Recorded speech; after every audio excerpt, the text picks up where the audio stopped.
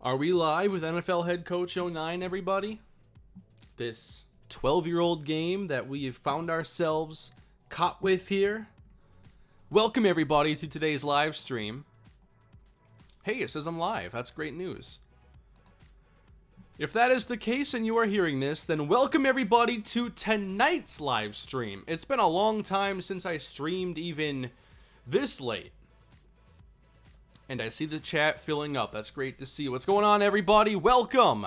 NFL Head Coach 09 Part 3.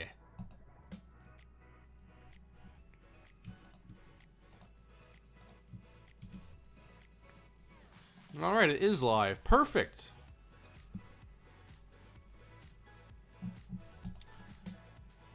Get rid of Leighton. That's not happening right now. Can you do Animal Crossing series? I don't think I'll make Animal Crossing content, but yes, I have been playing it, and I was playing it as of like 30 minutes ago.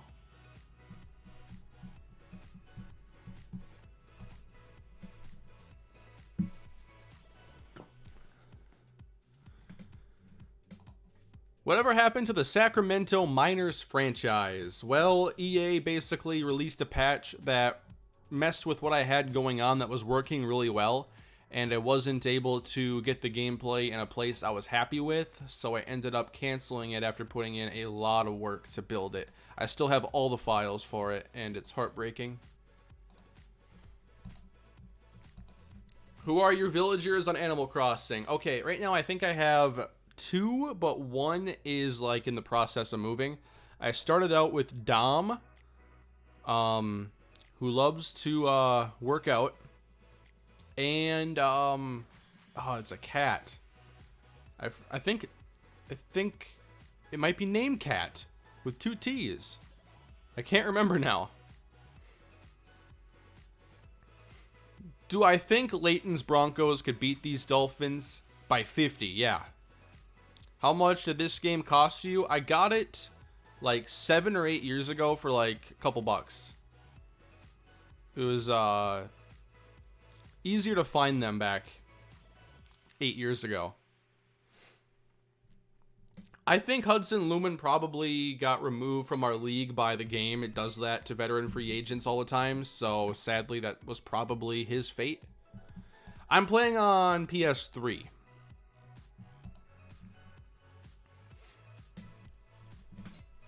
I don't have the Able Sisters shop in my village yet, but I had the cutscene with them, so they should be coming soon.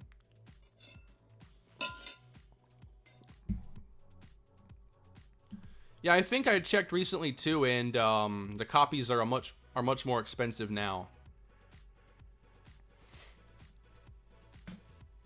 Do I get upset when people talk crap about me in the Broncos season? No. Not at all.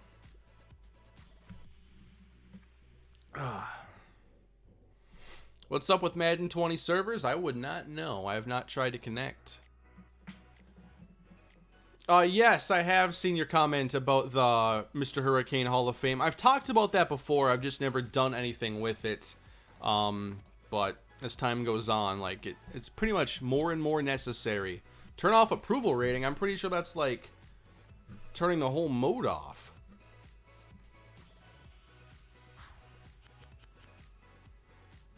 The Bucks episode was amazing. Thank you. Yeah, the commentaries today, super fun. If my voice sounds a little bit off from normal, I did do 2 Pretty Hypes commentaries today, and I've been battling this annoying canker sore for like the last 4 days. I gave it to myself. I can't even be mad, but it's still annoying.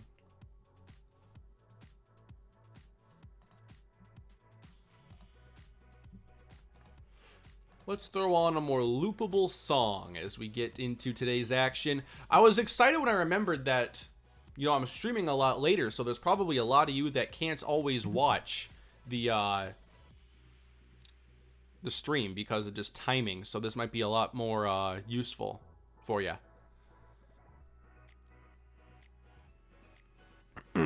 Thoughts on the Panthers? I like a lot of the offensive personnel, but I expect them to be a pretty big mess this year with their defense. Matt 10 in the house, everybody. Matt 10, the curator of all the slider sets I've been using for the series. He has a new one. I'm not sure if he's even made it public yet, but I'm very excited for the next games I'm playing. The next Raiders game has already been played, though, so I'm going to get to use a new slider set the last 2 games. It's public, version 40. This man has put together 40 sets of sliders this year. That's a lot of work. Can I go back to Rocket League season soon? They haven't made it better. I'm not sure it's really worth going back to. Can I play your Madden games for me? Oh, what fun would that be? Everybody would miss all the things I bring to the table.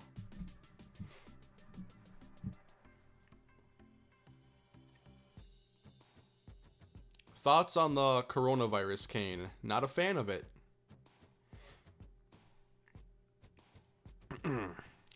Thoughts on the Eagles' off-season moves so far? I really liked them getting Nikel Roby-Coleman. I wanted him on the Vikings. I still wonder if they can land Yannick Ngakoue. That'd be pretty fun for their pass rush. I was a little bit surprised that Nelson Aguilar, not that he left, but that he left for so little. I thought he would get more than that. He got a contract, I think, very similar to what Tajay Sharp got with the Vikings.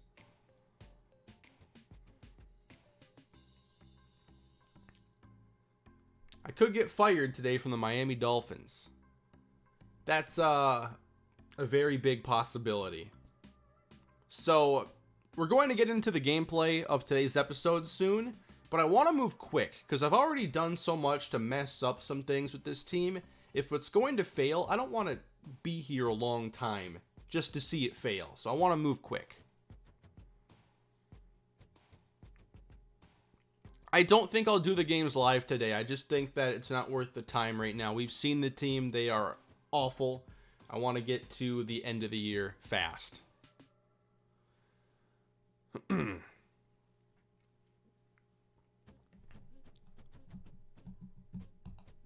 What else do the Eagles do? I know they don't have Malcolm Jenkins anymore, which should be a pretty big loss for them.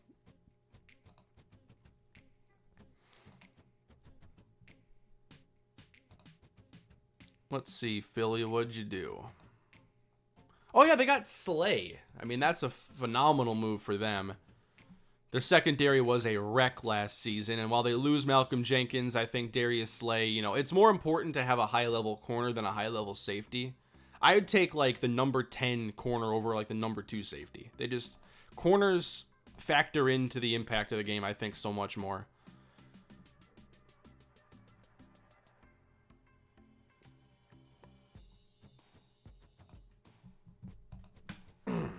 Oh yeah, they got Hargrave. Another good move. The Rams' new logo. No. Not feeling it.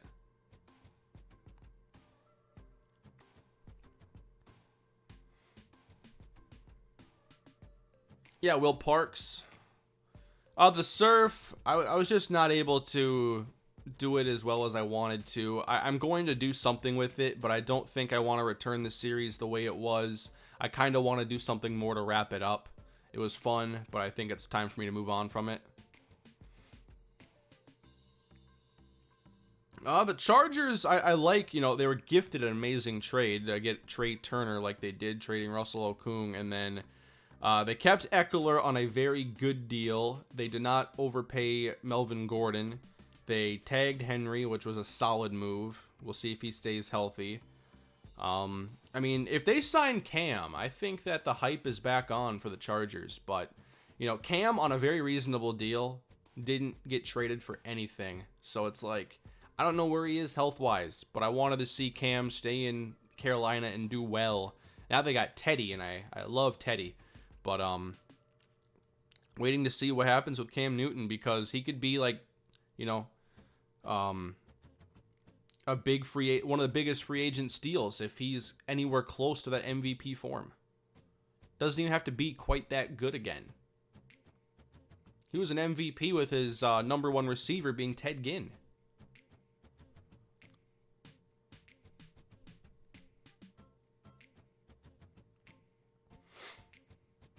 Ugh.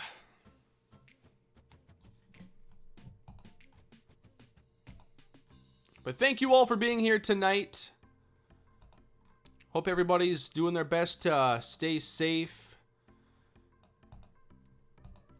Very strange times, and of course, you know, got to be appreciative of everybody that's doing what they can to try to stabilize what little bit of life you can stabilize right now with all the truckers that are playing an important role, all the grocery store workers, all the doctors and nurses. There are a lot of people right now that deserve a lot of praise. So big thanks to all of them, and hope everyone's staying safe, trying to make the most of everything right now. And thank you all for being here tonight. We're going to get into the NFL head coach action here in just a moment. This is episode 3. I've been streaming and editing these into episodes for the second channel. So if you can only catch part of the stream and you want to know everything that's happened, on the second channel, these are becoming real episodes. They are edited down. I take off all the overlay. My webcam isn't even there. It looks like a normal Let's Play for that channel.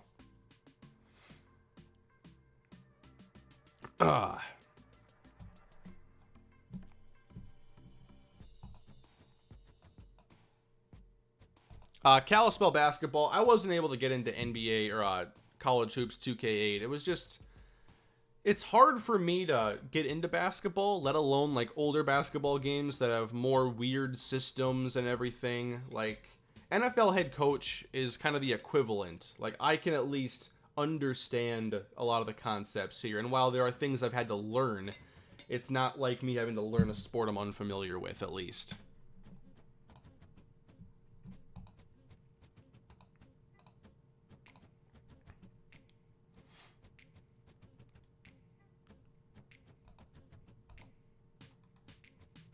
Hey, Sports Fan 98, thank you for the super chat. The structure of my classes are so weird so far. Some are synchronous, some asynchronous, and some neither, where they just ask to post on a discussion.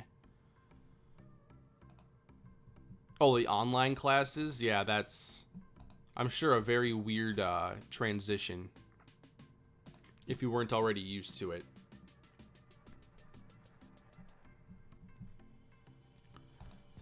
Thank you, Sebastian, for the super chat. Kane go into team philosophy and hold L2 options. I have gone in there. There are a lot of cool options if you want to get all your philosophies out there. And it does impact, I think, overall and everything. And thank you, Jacob, for the super chat. Keep up the great work. Love watching your series. Much appreciated. And speaking of series, I think it's time to work on this one right here. I'll give NHL a chance sometime. I'm not even playing baseball right now. Like, I want to play the show, but I just don't know if I have the time to do a full series right now, even on the second channel. I know I want to do Super Mega Baseball because the new franchise mode has me really excited and everything. Can't do it all, though.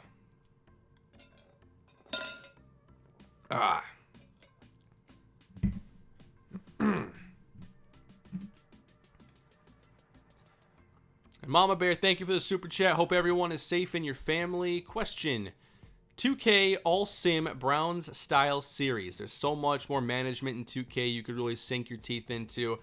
Yeah, I think that there would be in a series or a game like that. And what I want to do with the Surf is do something CPU related like that. I just don't think it's going to become like a big regular series again. But I think that's how I want to at least wrap it up. So I don't know, maybe I'll come across something I like in that experience. You know, not all these series have been calculated and planned out. A lot of them are just experiments, and I figured out a formula that worked on the fly, so we'll just see. And what's up, DJ South? That's right, Kano Mac here, prime time. We're going under the lights tonight as the sun sets across the world, or most of the world. Some of the world, at least. A non-zero amount of the world.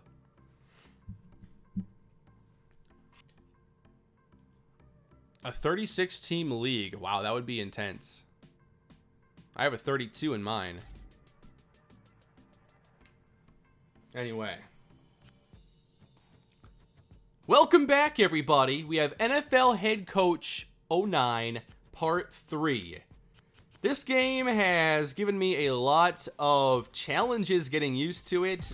I thought it would be a little bit easier, but there's been a lot I've had to learn. And one of the things that I've had to kind of understand is just how some underlying systems in the game function. I'm Romeo Cornell, and you're watching NFL Network.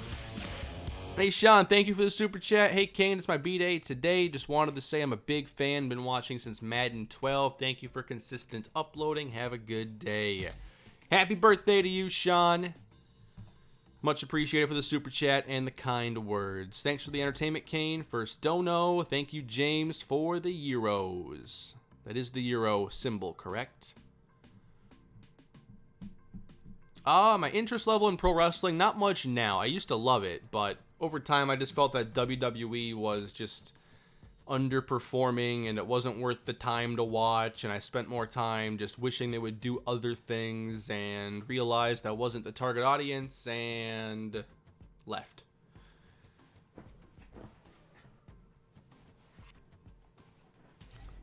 So it was brought to my attention that with the coach skill trees in this game, I have really been screwing it up. And I needed to be putting points into a package I only did one time. So if we go to the develop staff menu, I thankfully didn't spend all my points. But I wish I had a few more because the performance skill is extremely important. Given this description, I didn't really understand its importance. A greater performance skill generally improves the game day success rates of all players that report to this coach. Just seemed like a weird descriptor, but ultimately, every player reports to the head coach, and performance is impacted, so yeah, I should have done more.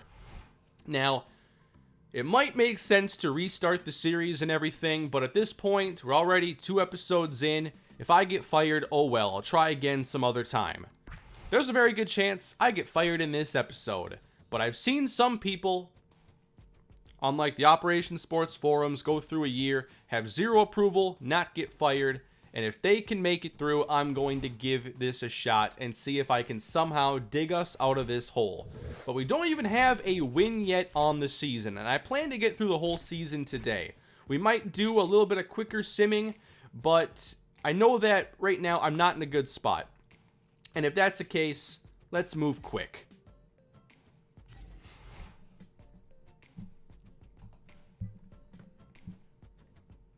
Do a Madden 12 franchise, that's one game I would love to go back to. I did, in a video at least. That game is still super playable.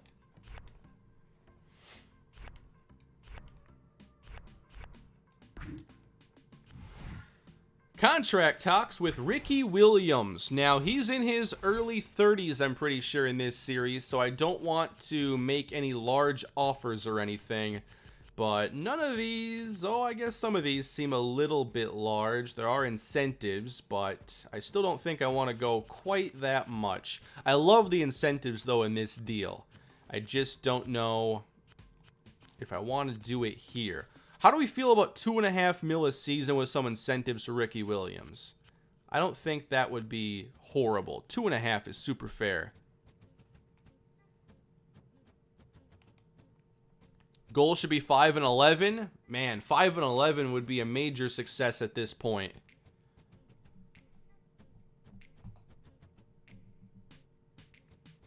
I kind of like package 13 here, and I better offer it if I want to. Is that a joke? You're trying to take food off my table, coach.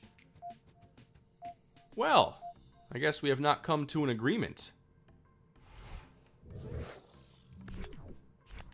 I think we should also be taking a look at the roster quick. Scheduled a press conference for 4:30 Eastern to announce the re-signing of one of the team's key players. I'm Mike Tomlin, and you're watching. Well, he didn't make a deal.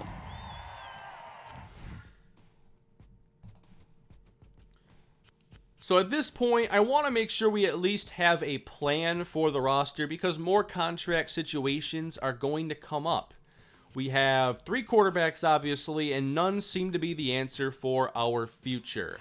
At running back, Ronnie Brown's under contract for another year, but Ricky Williams, I may have just missed the chance to re-sign him. I'm not sure if it'll come up again but maybe I just missed out. Love to keep him for next year, but I'm not sure that'll happen. Tab Perry, 1 year, and I think his contract's up after this one. Let me check here. Oh yeah, that's a 17. And watch that number drop, because I doubt we're going to win our next game or anything. Yep, there is the deal here for Tab Perry, 900K.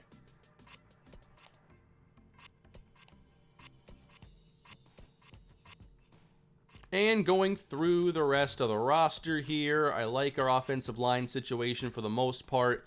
Jake Long, Samson Satelli, Justin Smiley. Not having to focus on that, I think, is such a huge positive to choosing the Dolphins. In addition to having Sean Murphy, who's a 77 overall rookie. So, if you want to focus on skill players and defense, well, here is the perfect opportunity. It's just, your owner expects you to win after a 1-15 season. If you're going to pick the Dolphins, you probably should do a new offseason, redo it, and try to find a quarterback you think you can win with, because you're not going to do it with Chad Henne, I'll tell you that.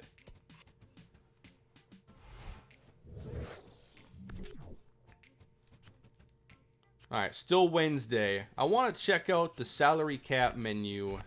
Where is that at? Does it show, like, future salary cap? This doesn't seem good. We have more salary cap room this year than next year. Next year we have $5 million in penalties, which is likely the reason. Okay, so I've got to be careful around that. But right now it looks like we have less cap space than I would like a 1-15 team or an 0-16 team to have.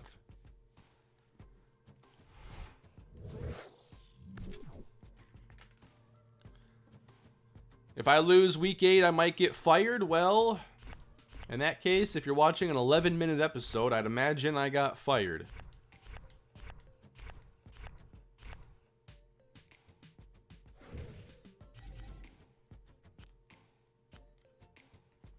We're also approaching the trade deadline and get a trade offer here for Joey Porter.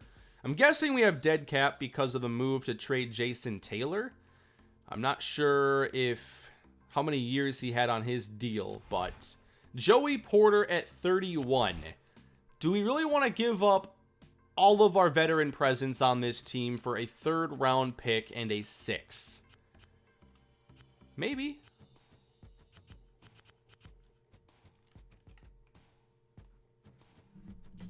I'm going to do my best to stream as much as I can. I can't do 6 hours a day, but I'm doing my best to put out as much content as I can.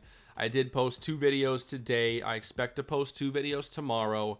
And obviously, I'm live. Maybe I'll stream in different time windows as well. This was just the more convenient time for me today.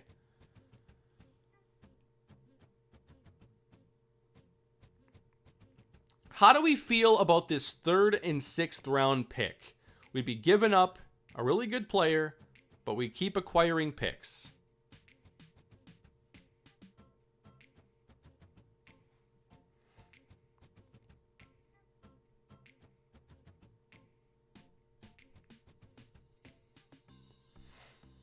His contract is not up after this year. If it was, I'd already have hit X. Ask to increase it, do it. I think we've already asked them to increase this once. And now they turn this into a 6th rounder next year and a 3rd rounder next year. How did that make it better for me?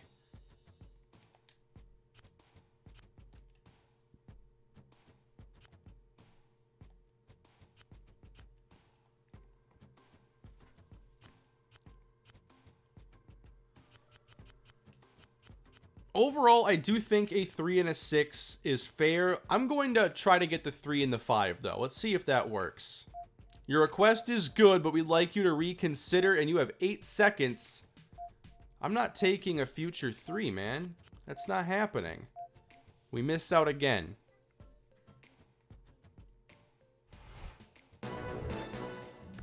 Miami's attempt to finalize trade negotiations this afternoon have been unsuccessful. Trade talks broke down late last night, and the offer is now off the table.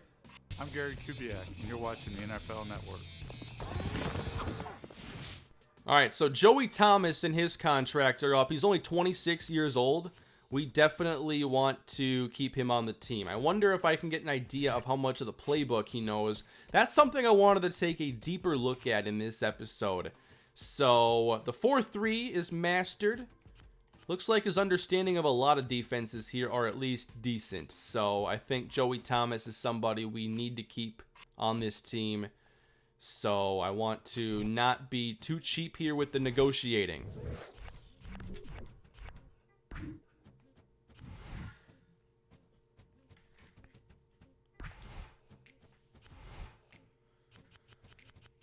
And what's Joey looking for? A big contract, 5 years. There are so many different packages here. Of course he wants the best one. A signing bonus of $5.5 million, a little over $3 million a season. Of course, I gotta come in a little bit lower here. But let's not go too low. This is less than 5 or less than 3 a year. Let's try this one. Nope.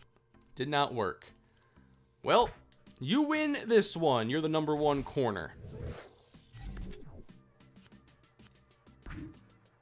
I've only been streaming for a little bit. You have not missed much if you're just checking in.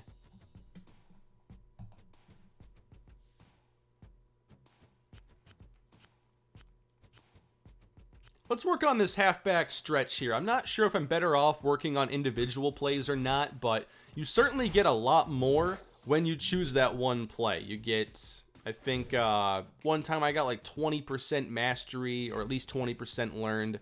We'll see what pops up this time for us in the practice recap.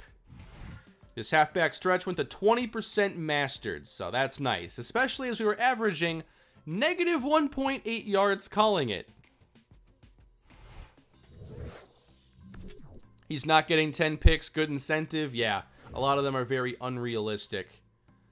Speaking of incentivized contracts, I like the one the Raiders gave Marcus Mariota. I'd have to check out the full details of it again, but if he were to start and play well, it becomes a pretty good contract for him. Trade negotiations. Let me check out this situation. I think after the trade deadline, I'll definitely be speeding things up. Well, this is for another team's right tackle. Jonas Jennings, not trading for him if he's 30. Contract talks, Chris Crocker. He is definitely one of our higher rated safeties.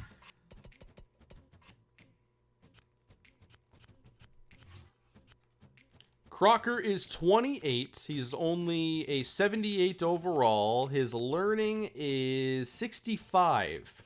At least as depth, I think that we should keep him on the team. Let's check out how much of the playbook he knows. Not much. So he would still have to learn a lot of our defense. In that case, maybe we don't want to keep him around.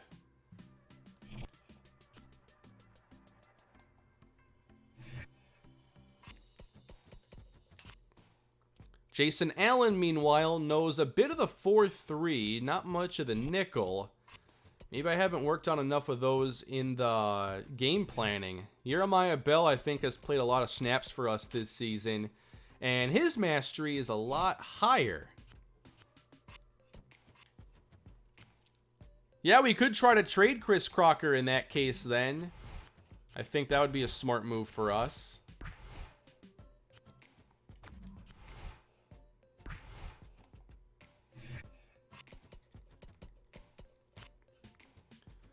Jeremy Perry, he's at least learned part of it. Not all of it is unlearned.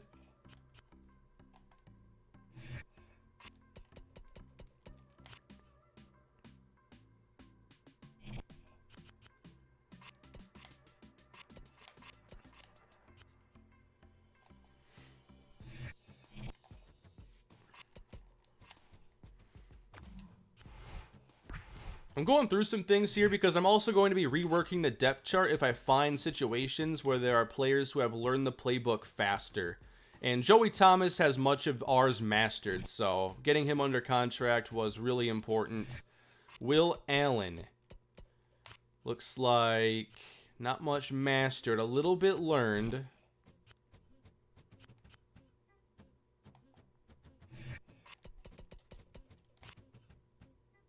All right, decent bit here for Michael Lehan.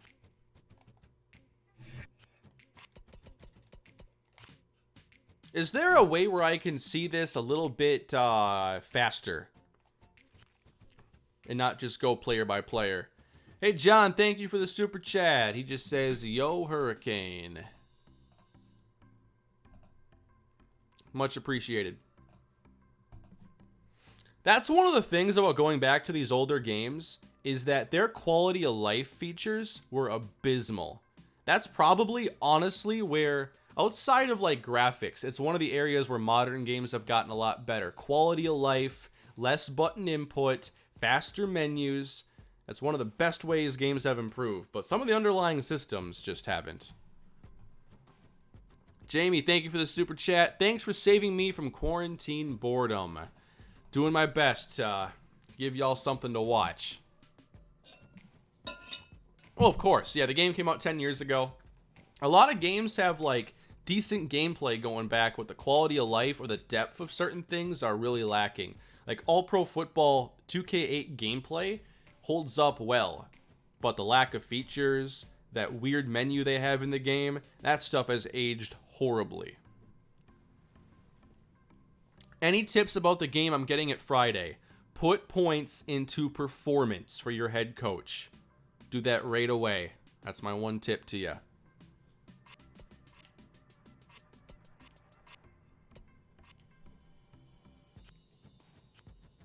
All right, let's check out Joey Porter and how much of the playbook he knows, because we've talked about maybe trading him. We would probably have some dead money if we did trade him to begin with. He has mastered the goal line in 4-3. Not much for nickel or dime.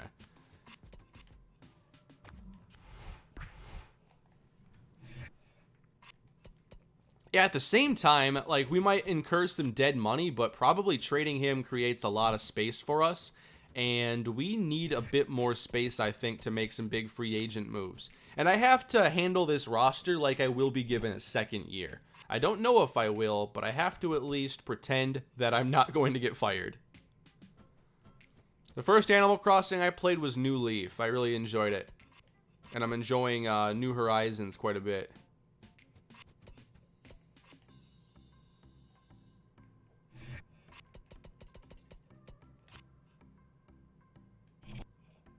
Picking up the 4-3 quick.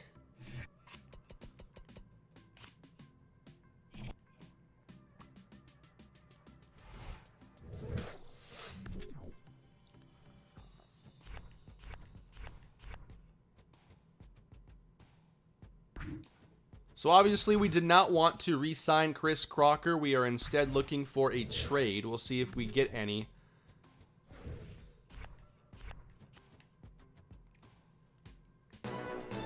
How late am I going to go? I don't know. It's more so I want to sim to the end of the year, not to a certain one of the team's key players. You should make this a series, Michael, on my second channel, youtube.com/MrHurricaneLP. This is a series. You're watching it being made right now. This is how the sausage is made. And then I edit it down, of course. And then it goes on the second channel.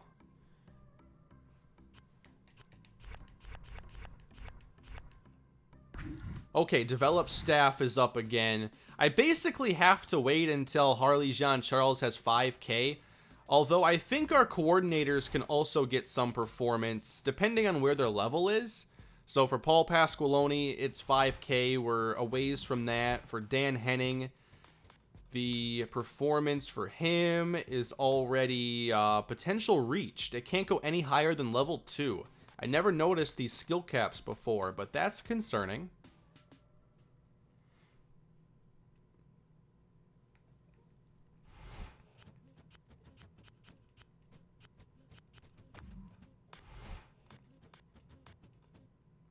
Okay, can't get to 3K yet. Like, performance is what I want to go for as much as I can. Casey Rogers, can we go performance? We can. I have no clue if this will help make a difference, but it is my new strategy. That's all I got. injury to Mike Rosenthal. That must have happened in practice. Pulled groin.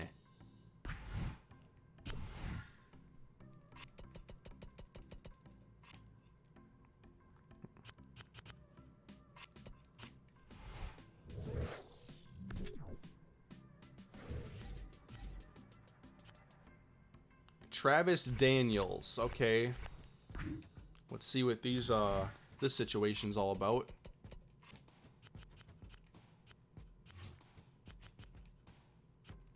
What's his learning? If his learning is good, I'll be interested. It's only a 50 at age 26.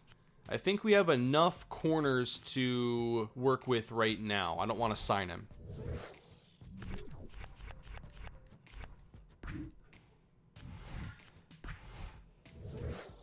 I think at this point, too, we should also talk about who should start at quarterback the rest of the year. How can we get together like 3 wins? What does everybody think? Because I feel that Josh McCown hasn't been very good, obviously. Can we pull up his stats here? We're looking at just an abysmal completion percentage, 3 touchdowns, 6 picks. They're all very bad quarterbacks right now. I think that maybe getting rid of Aaron Brooks was a bad idea. But at this stage, I don't think Brooks knows our playbook because I decided to bring in a brand new playbook, which was another bad idea. And injuries. So much so that the head coach canceled today's practice to give the team time to recover and to allow some players to get back to 100%.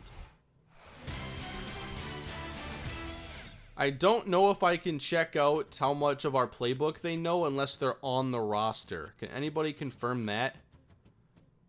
But Aaron Brooks has that 61 accuracy. A lot of you are saying Chad Henne. I guess it's worth a shot. McCown got his few games. Let's go back to Chad Henne. See if we can somehow get a win this year. I do not want to go 0-16. If I go 0-16, I can't even get mad if I get fired. What do we want to practice today?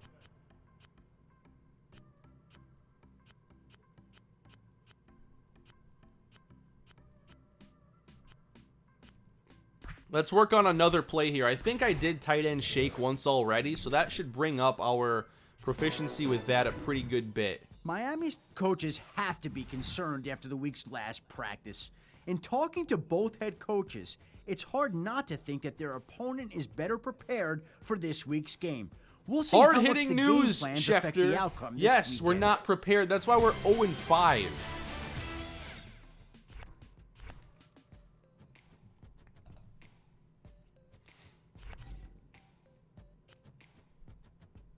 Andre Goodman.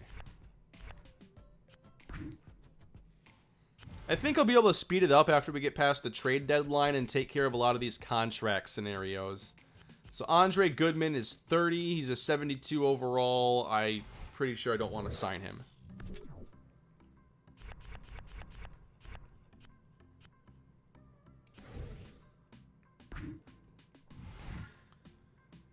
Akane Adele.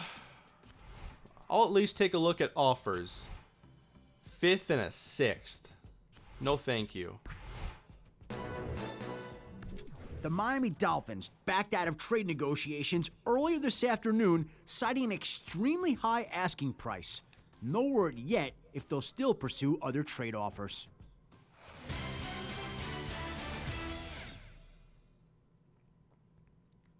Okay, we've made it to game day against Baltimore, everybody. Can we get our first victory now? No clue how good the Ravens are in this game. Why is time not moving? Am I fired? No.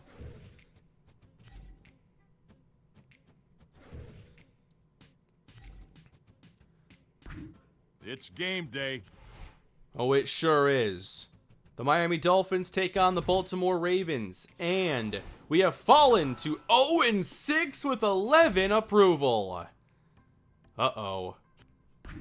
What happened this time, everybody? 42-10. Chad Henne, 2 picks, 9 for 22. How am I not going to get fired at this rate? 50 yards for Perry. Man, this defense, though, especially since we traded Jason Taylor, they are not making much work. At least Joey Thomas got himself a pick.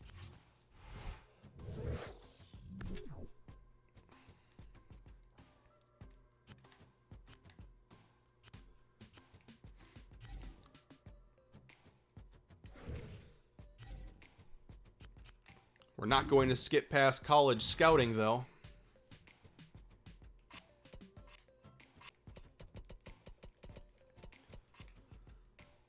Is there a way I can go look at the, yeah, there is. I don't want to move past this. Did I just lose my progress there? Because I wanted to go check something for, like, the strongest position groups. I think I just missed my chance to scout.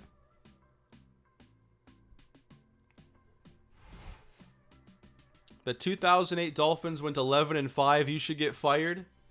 How did they go 11-5?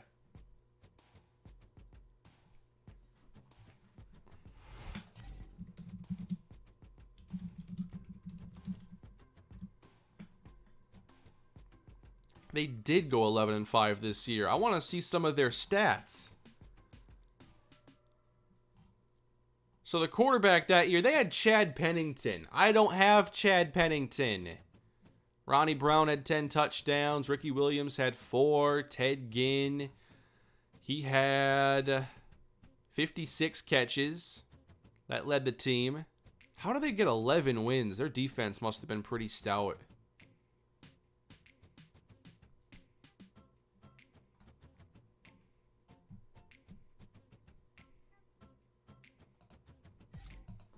I know Tom Brady got hurt that year, but the Patriots also went to like 11-5 that year, 10-6. Coach, I strongly advise that we fix some of the holes in our roster. I'm sorry, we don't have time for that.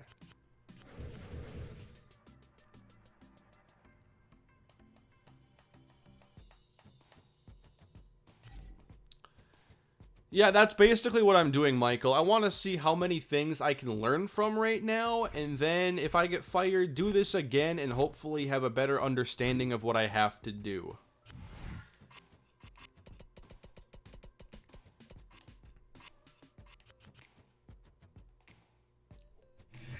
So Victor Abiamiri is only 22 years old. We signed him not long ago. And he's at least picked up some of our defenses here pretty quickly. So I think we'd be smart to re-sign him. And it looks like the time for that would be now.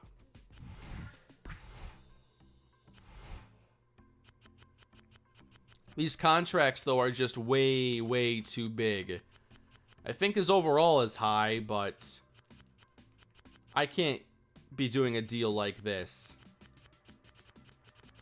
I think we've actually seen these before, and that's why I never made a deal in the past.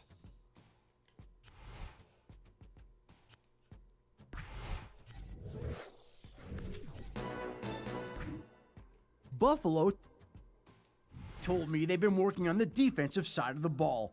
One of their defensive linemen needed some extra work for the game, and they feel like he's ready to go.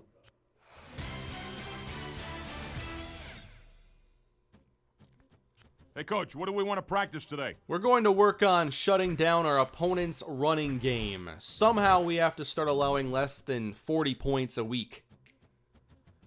Kane, the only way you can win your approval back is if you smash the Bills. That's right. Because that was actually one of our goals, to win this specific game.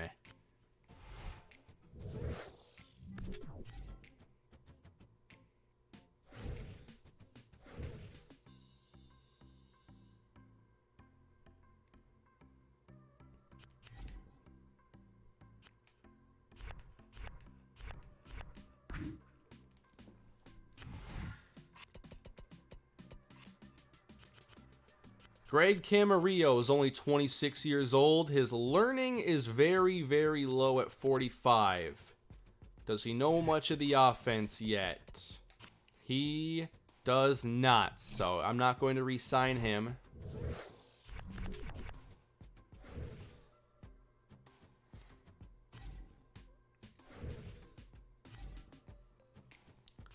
Tab Perry. I think I did want to re-sign him.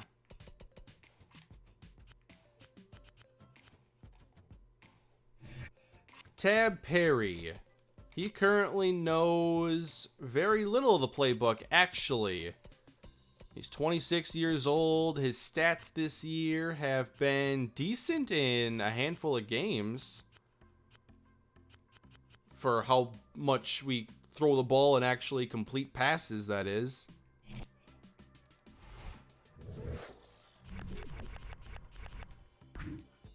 A small contract might work. I like these offers.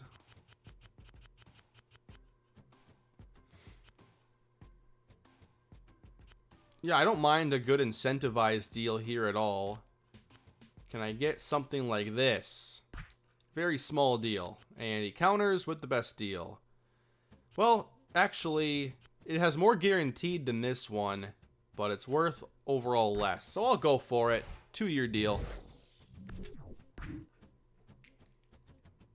Hey, Coach, what do you want to tackle today? Use coverages to stop the quarterback. There's a great concept. Let's do that.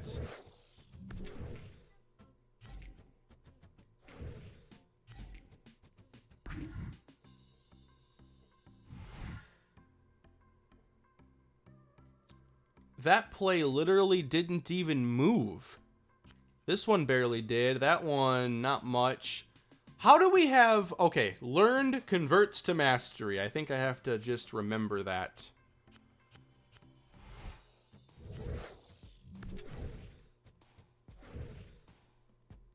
Prediction against Buffalo, we lose 35-13.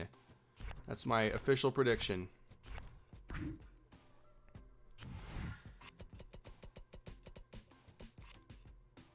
For Mike Rosenthal, he's already 31 years old. And I think with how our offensive line is here, I'll search for a new right tackle. Not too worried if that position is weak or we have to develop somebody young. So we'll dismiss that. I've been told that one NFL player is concerned about his future after contract talks ended between his agent and current team yesterday. Though he wants to get a deal done now, the player told the team that he'll wait a while before approaching contract talks again. He just feels right now that both sides need some time apart. I do think we can get to The 13 Bills points. told me they've been working on I their just don't think we can get within 13 Their goal points has been of to whatever our fine-tune their opponents run score. blocking, giving their back that one extra second to find the hole and squeeze through it. I'm Tom Coughlin, and you're watching NFL Network. Hey, Coach, how do you want to run today's practice? All right, so this time we focused on the defensive backs. The Finns, And coaches I spoke to this today looks a seem lot very like a lot of the confident other heading into upgrades this I was weekend's doing, so matchup. I'm not They feel sure that if their it makes game plan a gives huge them the difference. edge to pull out the victory.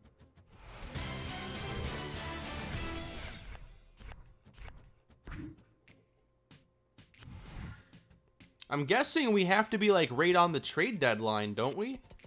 I haven't had any offers for a while, and if I can still make one, I probably should.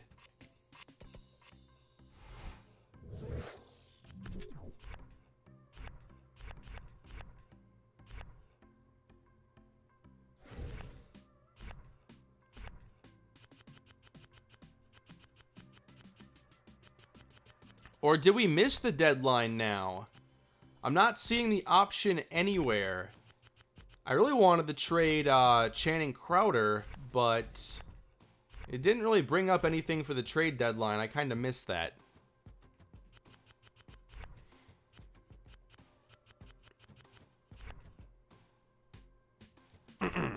All right, we'll just move quicker then.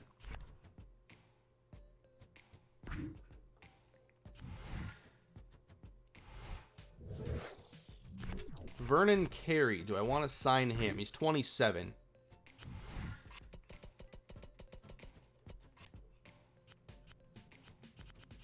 How's the learning? 45.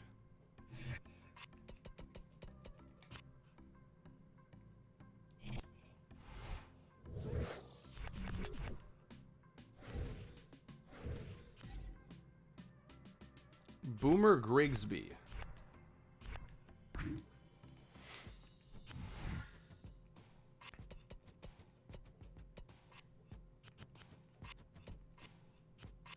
Where are these negotiations? Just with like free agents that we could add to our roster? Because I've been so confused. All right, game day. This is like our Super Bowl right here. This is a chance to gain some approval if we can somehow get this big division win against the Buffalo Bills.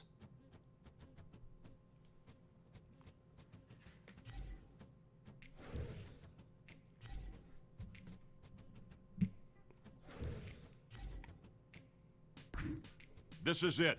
Game day. This could be it. I could be fired after this. We sim. And fall again. Only losing one approval, though. Only lost one. What happened now as we fall to 0-7? 21-7. This was our chance. Come on, Chad Henne. 12 of 36. Could not get it done. 1593. Like, why are we passing so much in a game we didn't trail by that much? 36 pass attempts. Not enough rushes. How can I edit our run-pass splits? And now Greg Camarillo has a pretty good day. So does Tab Perry. One drop for him. Any good plays here on defense? One sack for a Biamiri. That was our shot, man. 0 for 2 on field goals. We can't even do that.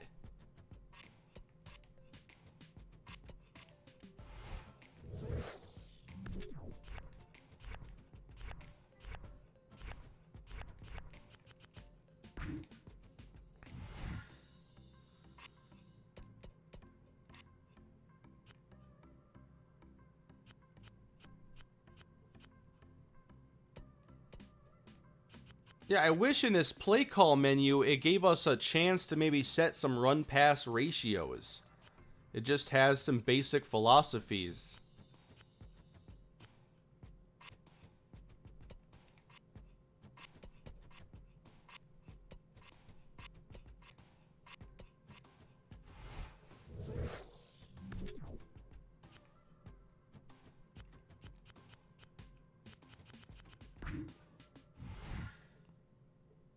Oh wow, here is a look at how of our here's a look at how the approval has fallen throughout the season. Remember when it was 55? That was a good time.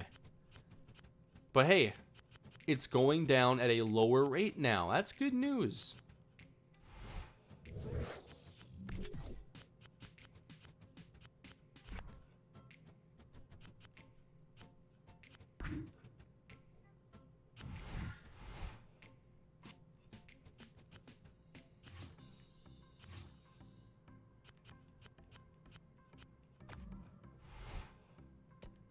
Oh, I can actually go to this menu and I can see their upside, their role, and all the GM advice. This is a cool menu. I hadn't seen this before. Apparently, Chad Henne, valuable. What makes him valuable? Average upside, excellent playbook knowledge. The player is valuable.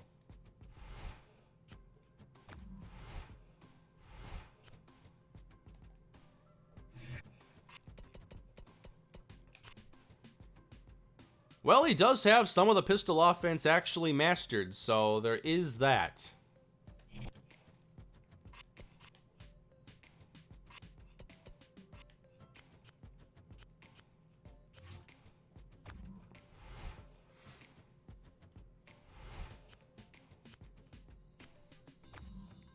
They have Ted Ginn is already very expendable 1 year in.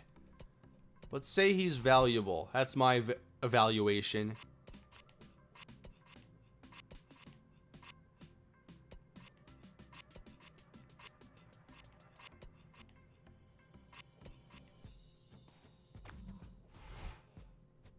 Playbook knowledge is excellent for a Biamiri. I just don't know if the big contract's a good idea. If we have a chance to do something else, I'd like to.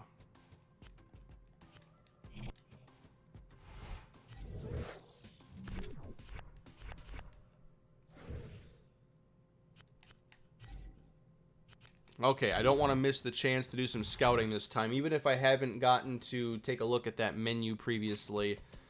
I could look at the top edge rushers in this class, though. Big school left ends, right ends. So I have to get lucky on the positions here. Let's go with big school left ends.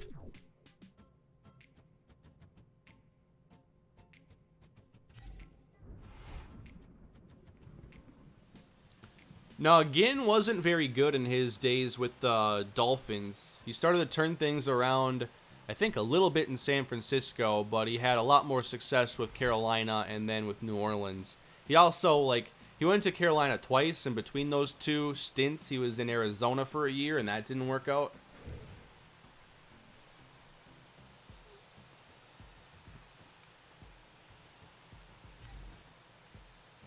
I strongly recommend increasing our depth right here. We have plenty of depth. It's fine.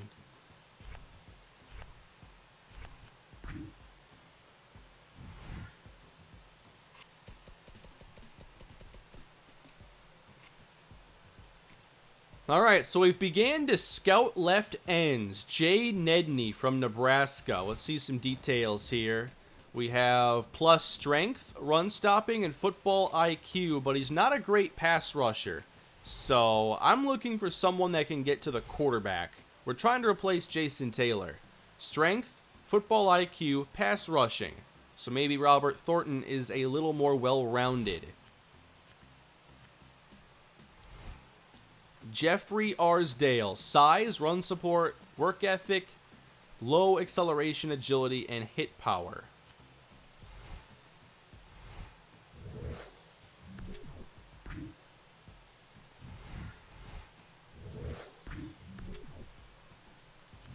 I want to take some notes on this here, by the way.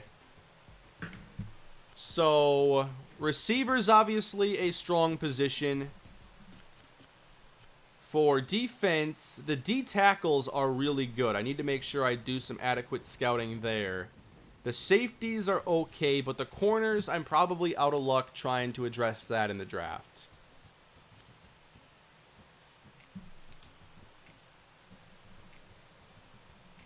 The sleeper D end is Drexler.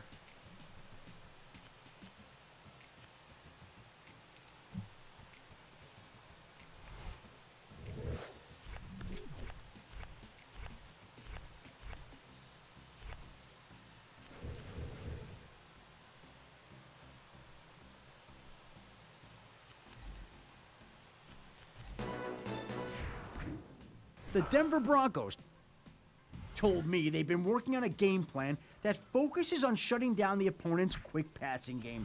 The plan is to use some different looks in the secondary that their opponents aren't expecting to see.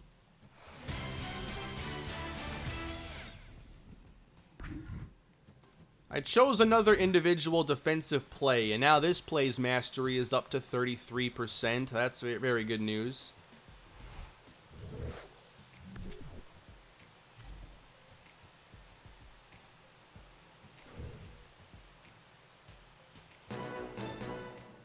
Hines Ward officially re-signed today, ending speculation about his future with the team.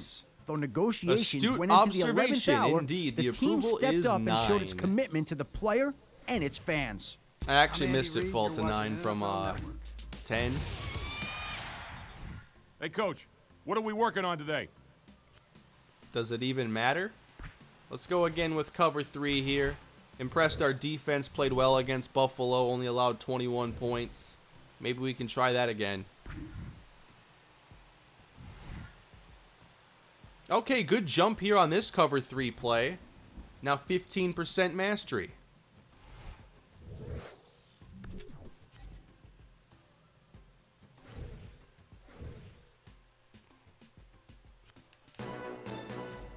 The Green Bay Packers scheduled a press conference for 4:30 Eastern to announce the re-signing of one of the team's key players. Great news, everybody. We can now upgrade our wide receivers coach to improve receiver performance. There we go. That should be at least a small plus. How about our quarterbacks coach, David Lee? Nope, not yet. And we're now up to 3,800 here with Harley Jean-Charles. I need 5K to upgrade this performance. I don't want to do anything else until then.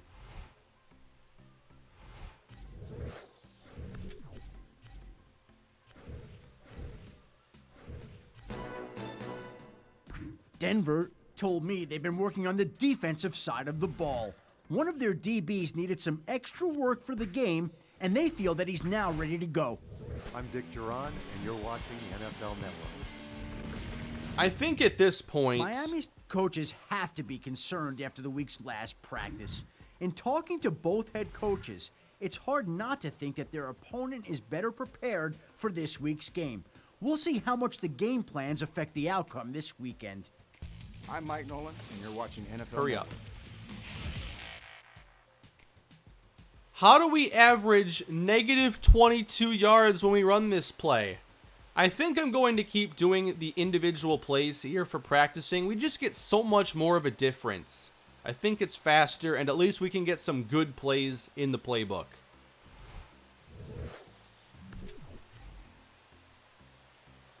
Jeremiah Bell, his contract is up. He is our top-rated strong safety. Allow me to check out his stats here again. He's 30. His learning is 64. He's in year 6 right now. And he has mastered a fair bit of the playbook, so at least his depth, he would be a good option to keep around.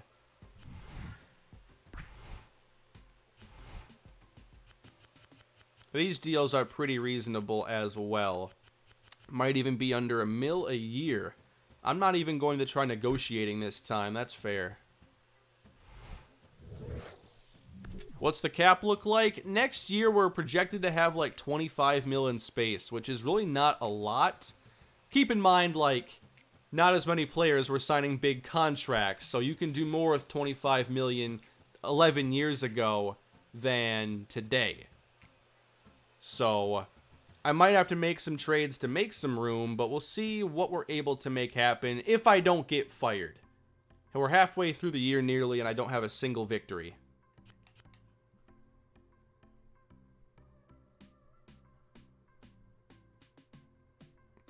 The reason I'm not simming like weeks and weeks at a time, though, is so I can manually do my game plan and try to actually have a strategy there. But I'm trying to do like fastest sim speed here when I can. So I don't think it'll take long to get to the end of the year. It's game day. This is our game to get that W. You know what? I actually have an okay feeling about this game. I think we can lose by less than 10. What do we got? We lost. 8 approval. We lost 35-21. We scored 3 touchdowns, everybody. 56 yards! Chad Henne! I worked on that play action for you. Come on, 3 for 14. How'd we score? We ran the ball. I don't know how we did it, but we finally ran the ball enough. 100 yards for Ronnie Brown, 2 touchdowns. Tab Perry, 2 for 43. Imagine if we had an okay passing game. If you were to like prorate and project his numbers, he would be producing pretty well. Channing Crowder, 13 tackles. Don't want to see him lead the team in tackles like that. Let's check out the team stats here. 363 for Denver. They passed the ball okay, but the running game was a bit too strong for us in this one. They were much better on third downs. But how about our red zone success? That's incredible.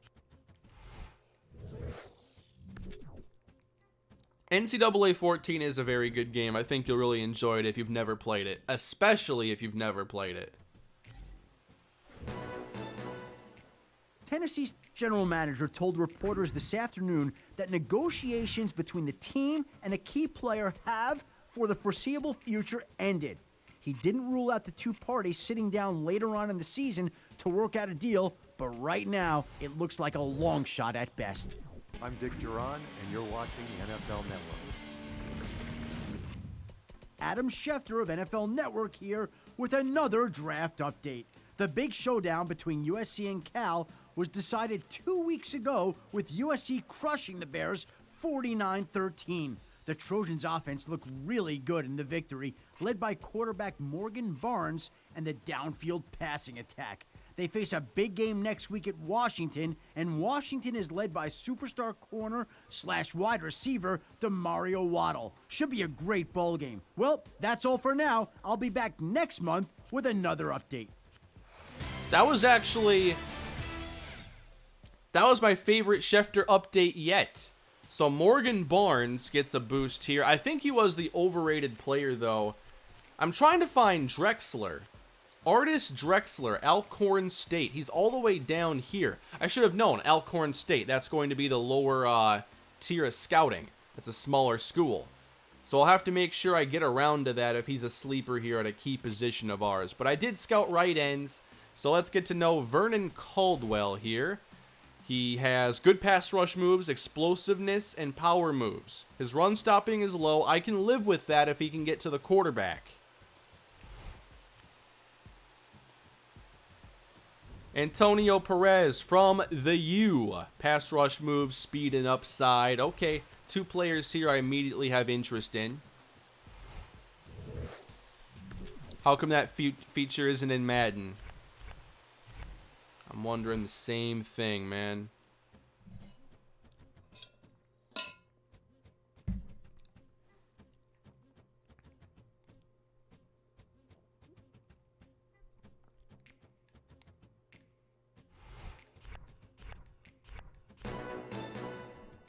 I've been told that one NFL player is concerned about his future after contract talks ended between his agent and current team yesterday. Though he wants to get a deal done now, the player told the team that he'll wait a while before approaching contract talks again. You guys like Perez more? That both sides need some time apart. Hey, Kane, how you holding up? I'm doing well, Jay.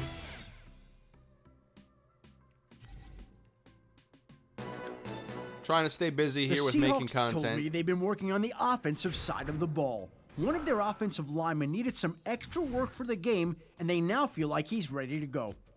I'm Ken Wisenhunt, and you're watching NFL Network. Practice about to start, Coach. What's the plan? We're going to keep working on individual plays and hope they get called. Is there any way I can influence what plays are called? I know when I've created plays, it says how often you want to call this play, but I'm not sure if there's a system for you to address that after the fact. I'd like to.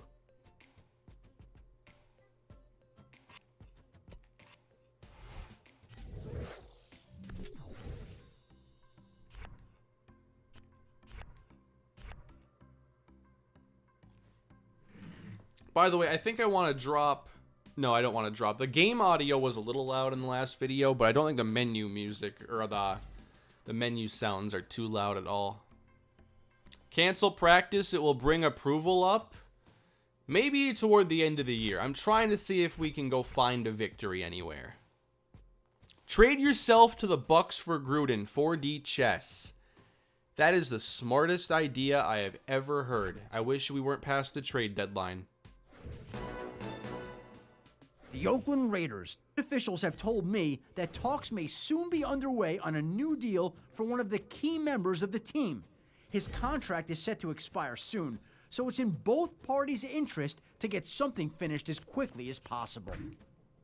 Yeah, I know that there's more to do in the offseason. I can't wait to hopefully experience some of that here soon. Let's work on a running play now. And is there any way I can work on fixing the play calling a bit? Like, I don't know which plays it's calling for sure. I hope it's calling the plays we know best, but I can't confirm that. I guess it shows a success score, so maybe that's an indication that they're calling it and having success or not.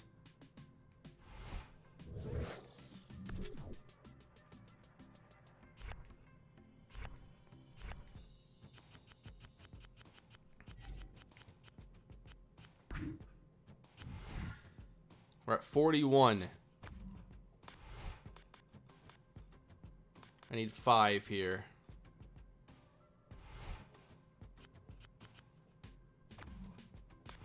I think it was 3, yeah.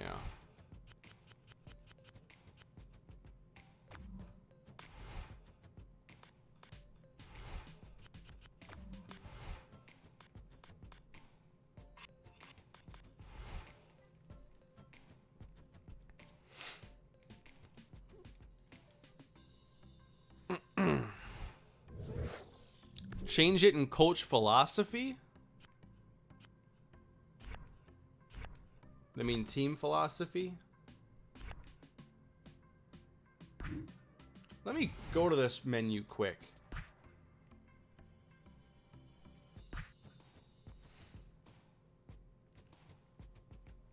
Thank you for the super chat. Josh Johnson is your guy. Sleepers are never bad.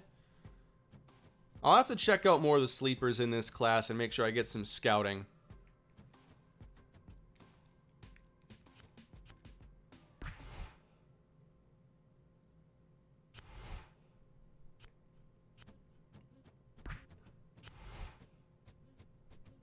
Okay, so I can see individual players' knowledge of these plays.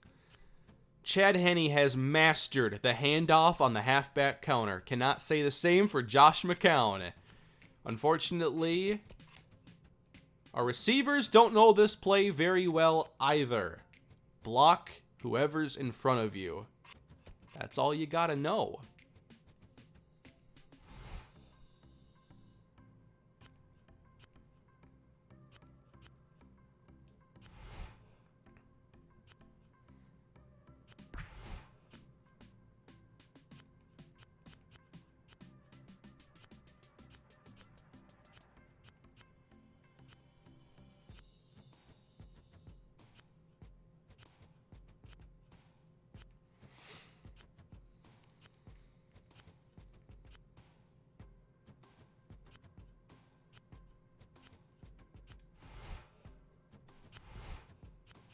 So I don't know that there's the control I'm looking for right now. What if I manage plays? What does that do? These are all the plays that I made.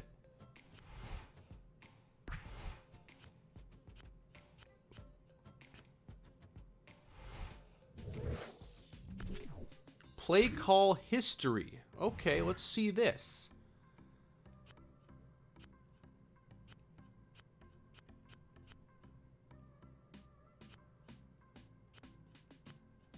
Not really getting a lot of data here.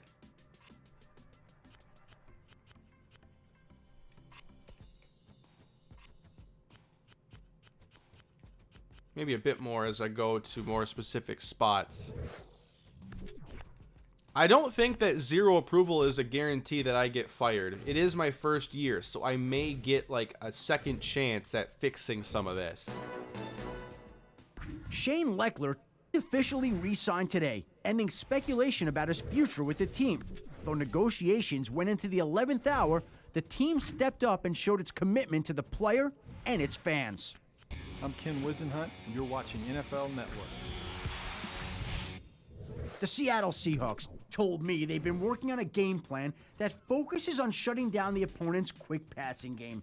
The plan is to use some different looks in the secondary that their opponents aren't expecting to see. I'm Romeo Crennel, and you're watching NFL Network. The Miami Dolphins are headed into this weekend's matchup less prepared than their opponent, according to my sources. I'll give the coaches the benefit of the doubt, but I've got a feeling that their game plan could come back to haunt them. I'm Tom Coughlin, and you're watching NFL Network. All right, it's game day. We are now entering the second half of the season, everybody. We take on the Seattle Seahawks. I think we're going to get a win this year. I just don't know what game it could be. Game day, coach. Is this it, everybody? Is this win number 1 for Harley Jean-Charles? No, it is not. 5 approval now. We lose by a score of 56-14. But Henne, he actually played mediocre. 2 touchdowns, no picks. He completed 12 passes. We didn't run the ball well. But hey, Tab Perry found the end zone, spread the ball around a good bit. Defense, though, just atrocious. What happened to them? We allowed 418 passing yards. 9 out of 11 third down conversions. 7 red zone trips. 7 touchdowns. Horrid. 12 penalties.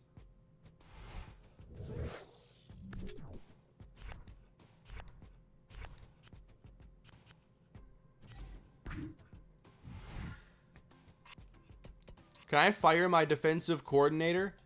We just allowed 56 points. Let me do something.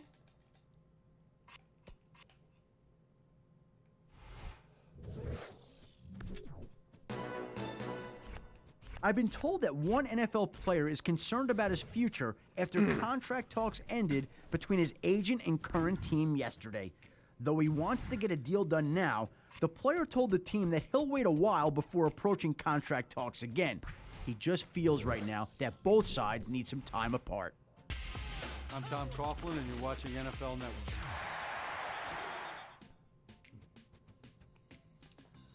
If we get more consistency, we'd be set. No, what we need is less consistency. We've been far too consistent this year. We can't lose, or we can't win.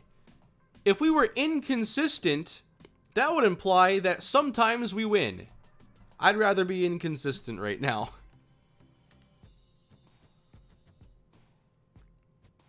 Yeah, I'll try practicing some more of those defensive plays. I was just trying to I strongly give recommend the offense increasing our and depth defense right some here. love. Both of them. How far do you reasonably think we are away from winning? Like winning once? I think we can do it this year. From winning, like creating a winning culture. The Raiders told me long they've way. been working on their sharpness in practice. They want to make sure that the receivers really work on catching the ball this week.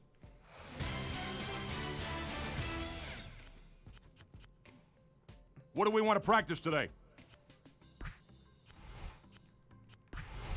Let's practice cover one robber right there.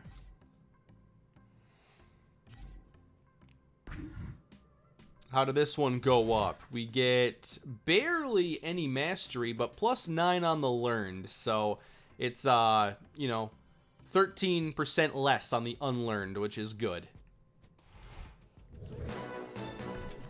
Baltimore's general manager told reporters this afternoon that negotiations between the team and a key player have, for the foreseeable future, ended.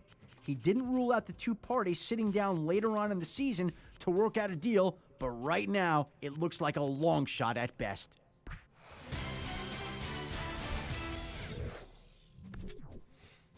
What do you want to tackle today?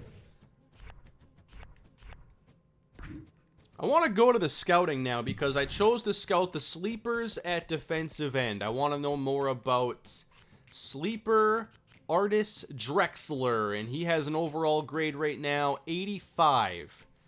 And he is a speedy, explosive, good power pass rusher, or has good pass rush moves. He actually has low power moves. How is small school a negative? Like, that's not how you grade talent. But I understand, small school, usually lesser competition up against, but I don't know.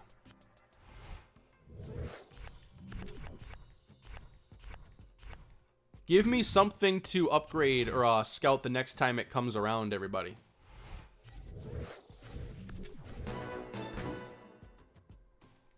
The Raiders told me they've been working with their secondary. They feel that their pass defense can shut down the opponent's aerial attack, and they're all but daring them to throw the ball. Hi, I'm Mike Holmgren, and you're watching the NFL Network. The Miami Dolphins are headed into this weekend's matchup less prepared than their opponent, according to my sources. I'll give the coaches the benefit of the doubt. Wide but I've got a feeling receivers, that their defensive game plan could come tackle. back to haunt them. I kind of understand that. It's the strongest Marvin position Lewis, in this and you're class. watching NFL Network. Maybe we'll start with like the mid-rounders. Alright, so I did the same play now the last two sessions, and we converted a lot of the learn to mastery. So we should be getting a lot better with some of these plays. I feel good about this overall approach. Yeah, we can't lose to Jamarcus Russell. I would love to win right here. Please.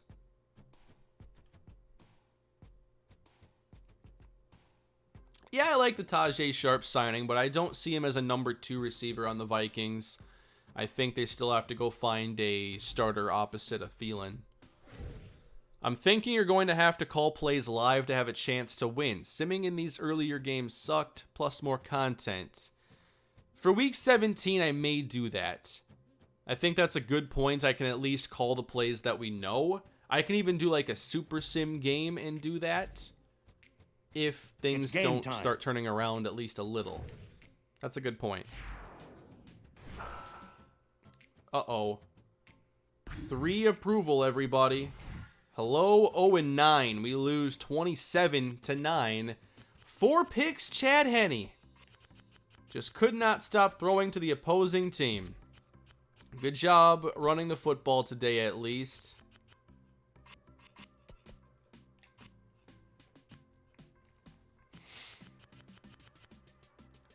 We did a pretty good job defensively, it looks like, from these stats. Okay, on third down, their total yardage wasn't great, but I'm sure they had a lot of short fields in this game. They had 3 red zone trips, nothing outstanding. That's a missed opportunity.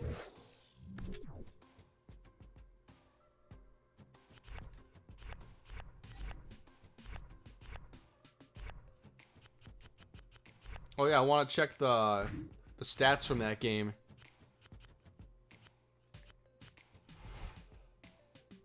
For the Raiders.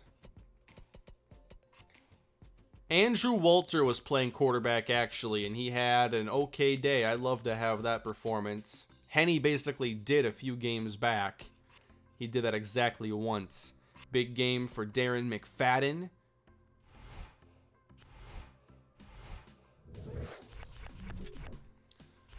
Now, one thing that's going to pop up soon is I'll get Harley Jean-Charles to 5K points, and that'll allow us to upgrade performance again. That might be something that gets us closer to a win. But now we're 0-10.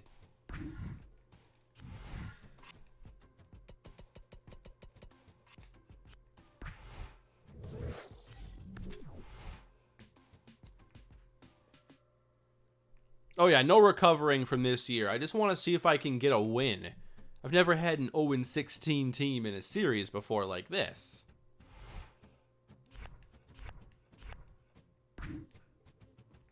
I'm at 3 approval. Alright, let's go back to scouting here. I scouted the mid-round defensive tackles, and the mid-rounders weren't that strong. Only Clifton Demps got a high grade. Speed, upside, play rec, but his football IQ, strength, and tackling are down. Now, what's 29 look like? Plus block, shed, strength, durability. Do you think Cam is going to the Dolphins? No, I would say Patriots or Chargers. Thank you for the super chat.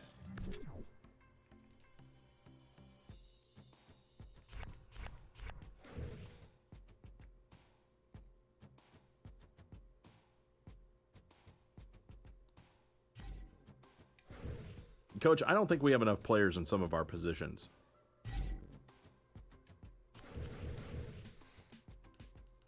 I'm not doing the offseason tonight. No, I think that'll take too much time. The Patriots told me they were working on shutting down their opponent's most successful plays in practice today. They're particularly concerned about what their opponent does in second and medium situations. Channing Crowder is only 24 years old, and he's one of our better players on defense. He's already mastered a little bit of the 4-3. I definitely want to try keeping him around. So here's one more contract to take seriously. And hopefully he's not looking for a monster contract. Ooh, 6 years, barely over 1 a year. A lot of these older EA football games had contracts like that, Madden included. I think I want to drop it just a little bit here. And nope, countering with 35. I'll take it, why not? 6 years, 9.3 million. Hey, Coach, what do you want to work on today?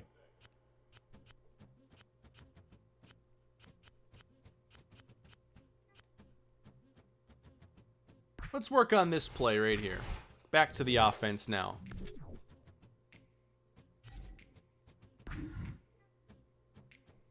This might have been a play we had nothing for. Yup, and we mastered 18% of it in 1 week.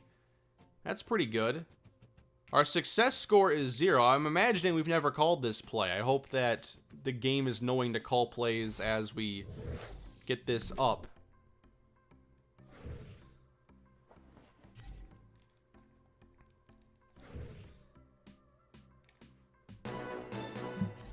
The Indianapolis Colts scheduled a press conference for 4:30 Eastern to announce the re-signing of one of the team's key players.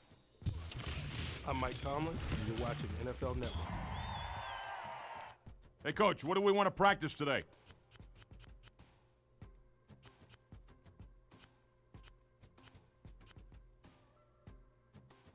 Let's work on 3rd and short. I didn't like the plays in this one, so we'll go with one of these generic practices. Not sure it'll benefit much. Let's take a look here.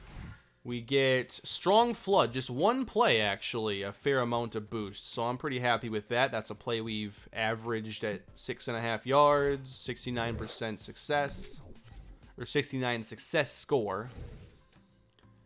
Oh yeah, there's been an approval change, Mike. The approval's down to 3. We're 0-10.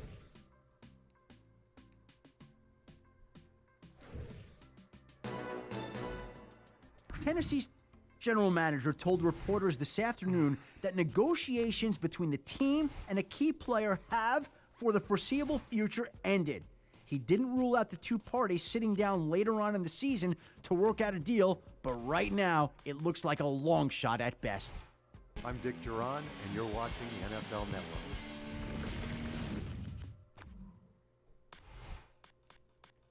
I'm desperate to get this 3K here for quarterback coach David Lee. Can we please get there? I want to get Chad Henne above 39% completion percentage.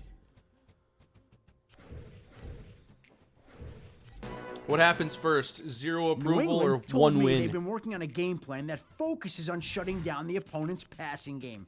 The plan is to disguise coverages to force some bad throws. All it takes in some games is 1 turnover. I'm John Fox, and you're watching NFL Network. Miami's coaches have to be concerned after the week's last practice. In talking to both head coaches, it's hard not to think that their opponent is better prepared for this week's game. We'll see how much the game plans affect the outcome this weekend. Hi, I'm Mike Holmgren, and you're watching the NFL Network. Don't want to forget about DeMarcus Wilson. I signed him a little while ago. He's somebody I wanted to develop, and I don't want to give a big contract to him with all these incentives. I think a lower contract is fair. 800, 2 years? Yeah, let's go with this one.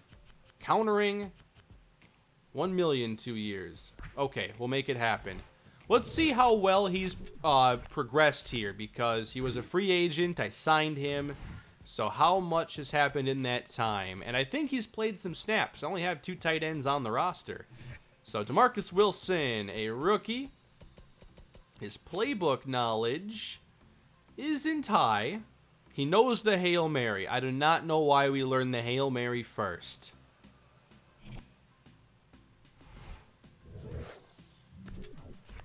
Yeah, you're right. 12 years ago, we had position coaches in a game, and now today, 12 years later, Madden doesn't even have coordinators.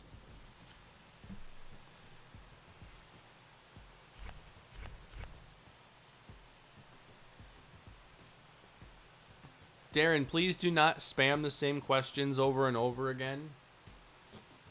I'll stream the off season when I can. As soon as I can. As long as I don't get fired.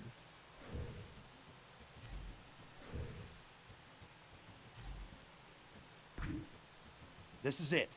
Game day. Against the Patriots, we lose again. 0 approval, everybody. 1 touchdown, 2 picks for Chad Henne. 39 completion percentage. 19 yards for Ronnie Brown on 14 carries. Just horrible. Nice day, Greg Camarillo. That's about it. But I don't think anybody expected much against the Patriots.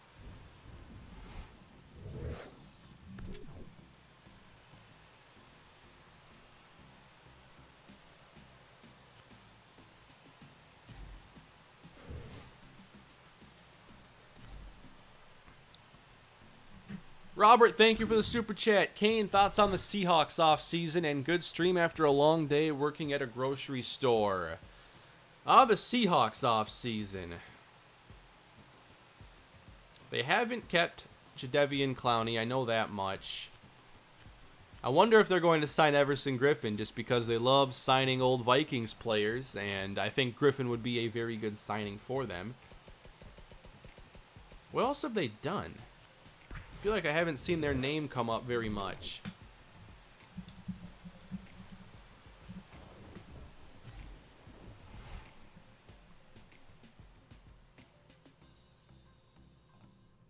Let's see what we got here for Seattle in free agency.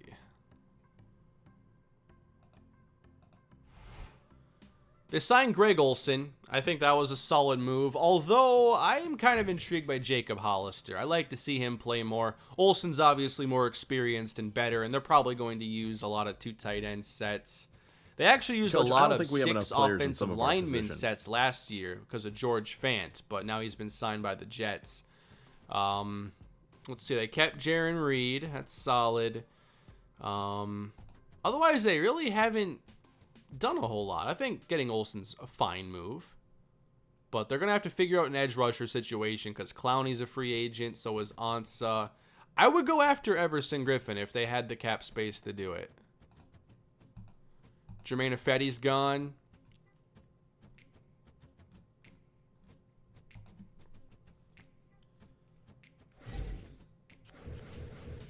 Olsen was better last year than I thought he would be. I refused to draft him in any fantasy The Rams best ball told or me they've been working on season their pass long. defense I in was practice. so down on They Olsen. feel like I didn't think mixing he up had the anything left in the coverages will tank work last year. to throw off the opponent's rhythm. I was wrong.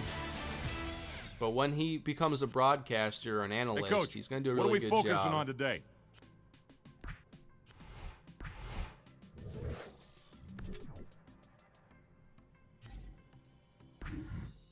I've done this cover 3 practice a million times, I feel. 45% mastery now. I'm not even sure what's considered good mastery in this game, but hopefully 45 is decent. I like that signing of Ebron to the Steelers. They got to work on that pass catching group, and upgrading at tight end I think was smart. I've been told that one NFL player is concerned about his future. I thought it was a fair after contract, too, not a talks huge overpay ended or anything. between his agent and current team yesterday.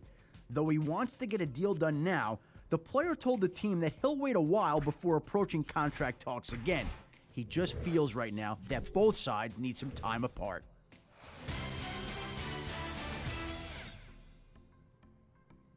Should we start John Beck for a game? Should we just see what happens if we play John Beck?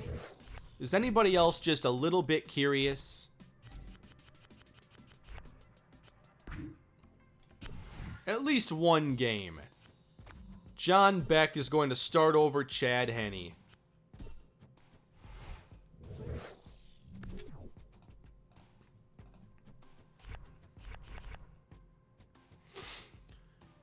Oh, thank you again for the super chat, Robert. They traded for Dunbar from Washington and signed Dorsett. Oh, yeah. They did make that trade for Quentin Dunbar. That's a solid move for them. I think you have him and Shaq Griffin. That's not a bad cornerback tandem there.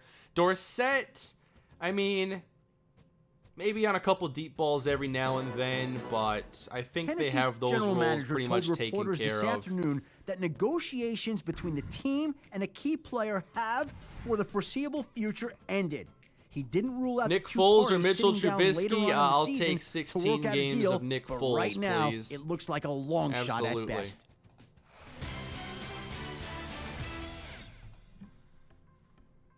Is it possible for approval to go into the negative? I'm sure we're about to find out. But I have some great news, everybody. Harley Jean-Charles has now accumulated enough points to go to level 3 performance. I'm excited about this. Getting to, I think, 4 or 5 performance is the right call right off the bat with a brand new head coach. I'm still not there, but at least I got to level 3. If that helps us save our job here and get things a little bit better, I'll be very happy. The Rams told me they've been working on their pass defense in practice. They feel like mixing up the coverages will work to throw off the opponent's I rhythm. love this route I'm combination. John Fox, and you're watching NFL Network. Hey, Coach. Ryan, what do you want thank to you for tackle the today? message. Doing my best to entertain everybody. Miami's I'm Coaches seeing a have lot to of be different concerned names after the tonight. week's I think last by practice. streaming later, I'm In talking catching to a lot of both you head that I coaches, normally would miss. It's hard not to think that their opponent is better prepared for this week's game. We'll see how much the game plans affect the outcome this weekend. I'm Tony Dungy, and you're watching NFL Network.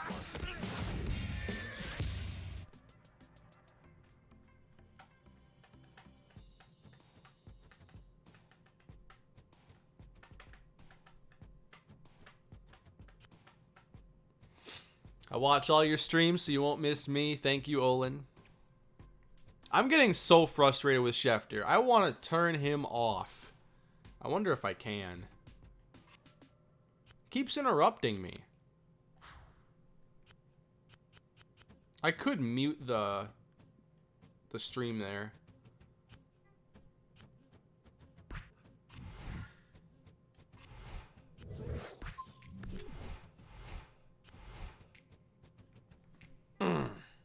Don't do it, we love Schefter. And maybe I'll mute it for a little bit. Visible on both stream and recording. Oh, I never turned that off. So I guess I will be in this next episode. Anyway.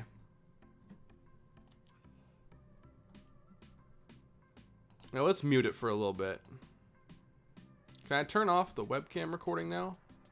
If it's on, I might as well keep it on.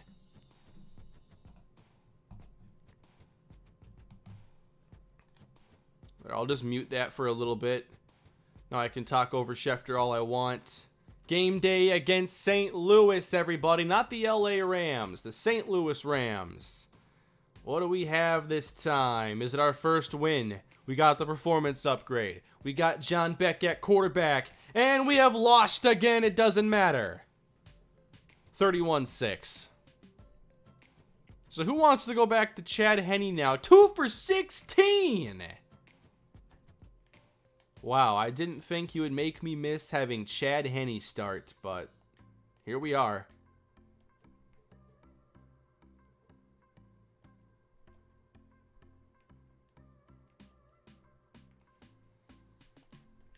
At least I tried there. 4 games left to get this first win, everybody. I'm not feeling good about getting it. We've gotten further away from winning. We had a couple closer games. I thought we were maybe turning the corner as a team.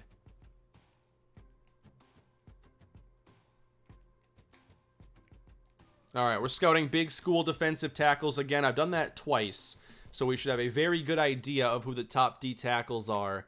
And it looks like we have Leroy Young from Florida. A 99 overall grade here. Pass rushing, potential, and speed. The character is low. I wonder what that means here, an NFL head coach. How character factors in. But his NFL comparison is Warren Sapp. Rod Coleman for Travis Baldwin. Good speed and pass rush moves.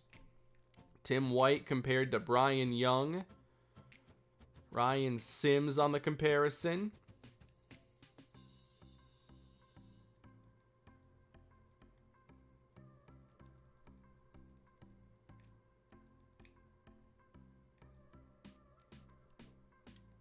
I think you have to do 2 scouting sessions in order to earn the comparisons.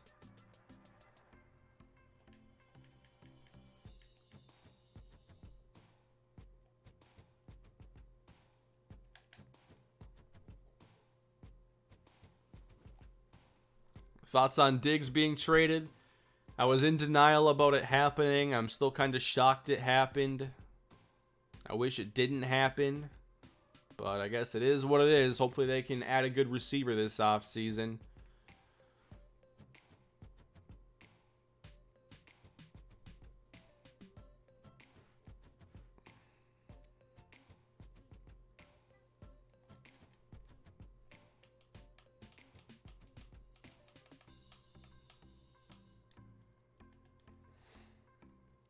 I'm excited to see Jordan Ta'amu along with Philip Walker, PJ Walker with the Panthers.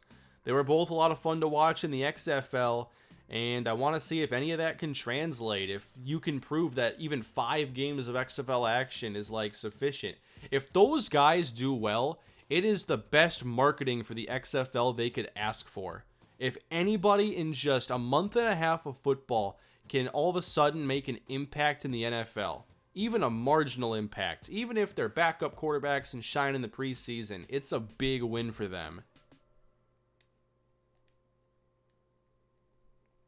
The Broncos, I like what they've done with their secondary so far. They traded for A.J. Boye, and who else did they get? I know they lost Chris Harris to the Chargers.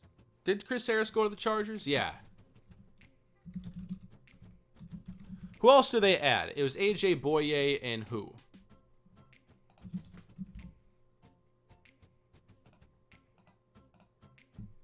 Yeah, Greg Ward went from AFL, the Alliance, and he was like #1 receiver for Philly going into the postseason. And while he shouldn't have been the #1 receiver, like, he belonged on the field, he was making plays.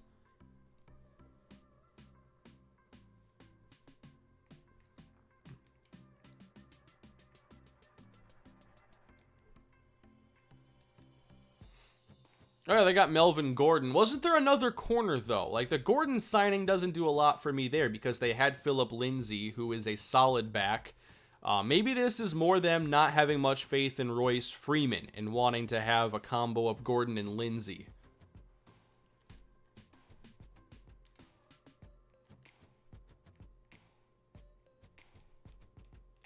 Thank you, Andrew. I'll do my best to stream and post as much content as I can. Trying to take it up a notch for sure. We're almost to 5K here for Paul Pasqualoni, so pretty soon we'll get another performance boost. Thoughts on Packers offseason? Has it even started? What have the Packers done? All they did was not re-sign Jimmy Graham. Have the Packers done anything? They didn't sign Robbie Anderson. I thought they could trade for him at the trade deadline.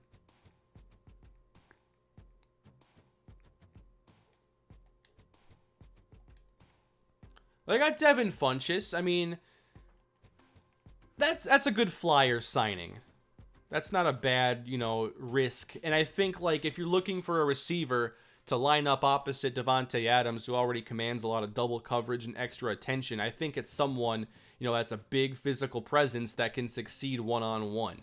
And, that can be in the form of a great route runner like Emmanuel Sanders. They didn't sign him, obviously.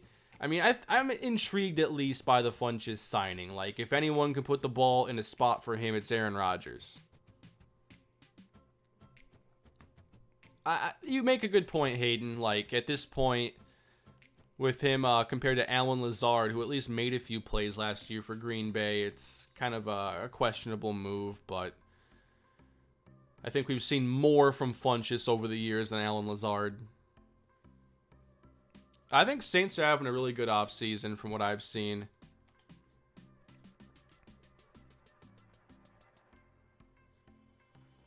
Sometimes I remember my opinions more than I remember, like, how I made my opinions. Like, I know I've seen the Saints moves, but I don't, like, remember off the top of my head what they did.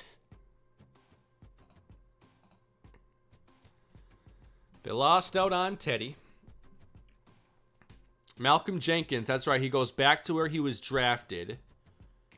Good move. Like, they had to improve at one of the safety spots. I don't think... Yeah, Von Bell's still unsigned. The Saints made another move. It's not showing up here on Over the Cap. Who did they sign? Oh, yeah. Sanders. I was just talking about him. Yeah, they had to get someone... it's like Davante Adams in Green Bay. Of course, he commands all the attention. You need somebody else. And the only thing I'd say about Sanders in New Orleans is that he and Thomas kind of are good at a lot of the same things. But we fall to 0-13 now. We lose twice to Buffalo, everybody. 28-7. Chad Henne is back, and he gave us 3 more picks. Oh, man. Only 3 more games, though. It's almost over. But I'm not sure we're getting that win. Somehow, we got all these interceptions, and we still only scored 7 points. It took all game to get there, man. McLean, thank you for the super chat. Any shot at a Patriots franchise in Madden 21? I don't know. I would consider it depending on how their roster looks. But I like to take teams that have kind of a recent history of a little less success than that. I know the Broncos had a Super Bowl like 5 years ago. But, I mean, 5 years is a lot of time in sports world. A lot can change in 5 years.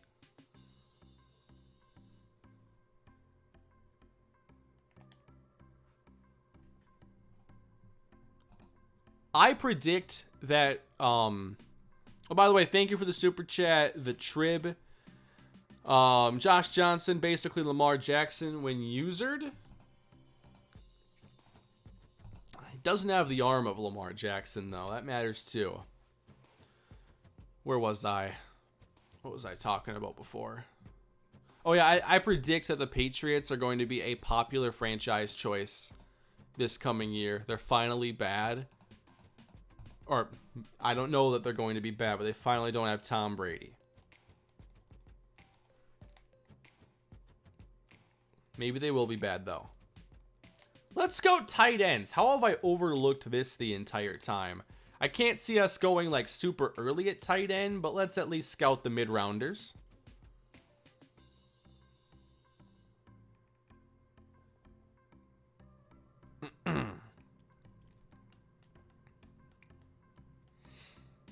Yeah, I'm not giving the East to the Bills yet. I want to see who is the quarterback for the Patriots. If they get Cam, I'll be very intrigued. Ooh, I just got an idea.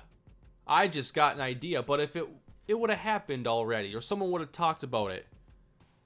What if the Patriots got Jacoby Brissett back?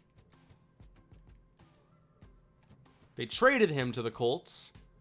He's gotten a lot of experience. A lot of it's been pretty good, too. Before his injury this year, he was playing great.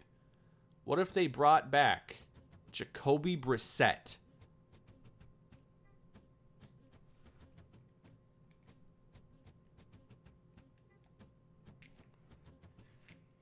As a Colts fan, that would be ideal. I think it would be a cool move. A lot of mastery gained here on middle cross.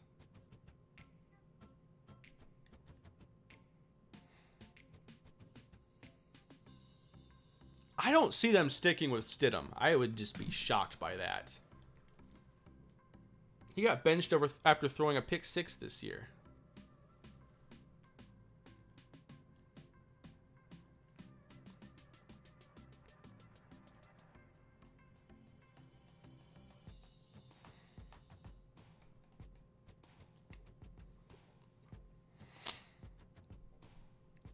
This defense, some of these plays are just moving at a much slower rate, and I think that coaches have an impact on that. Speaking of, I imagine this week I'll have a chance to actually upgrade like I wanted to. Develop staff.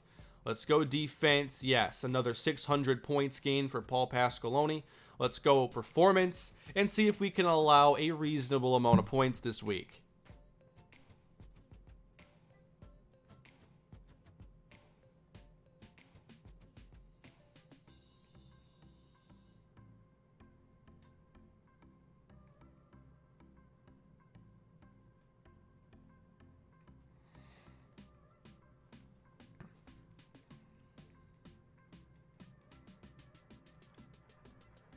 Let's go Todd Bowles. We can upgrade not his performance yet, sadly. That's another 5K situation. Robert, thank you for another super chat. Much appreciated. Kane, who do you think was the biggest steal in free agency or trade? Also, what team is the biggest winner this offseason? Lastly, is Nick Foles going to start? I think Foles will ultimately start over Trubisky. I think the biggest steal has honestly been DeAndre Hopkins. They traded a 2nd-round pick, David Johnson, and a 4 to get arguably the best receiver in the game. He's like top 3. And not only that, but, I mean, in year 2, every team wants to give a weapon to their young quarterback. Last year, it was Odell for Baker. For Lamar Jackson, I guess it was Mark Ingram, but Adding Hopkins to that offense, I think, is a major steal. But if you want to steal in a more traditional sense, like really undervalued,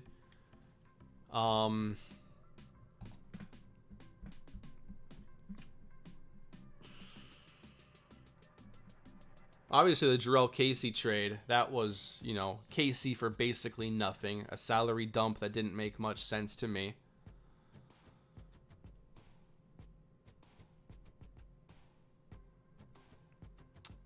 Thought the Emmanuel Sanders signing was pretty smart for New Orleans.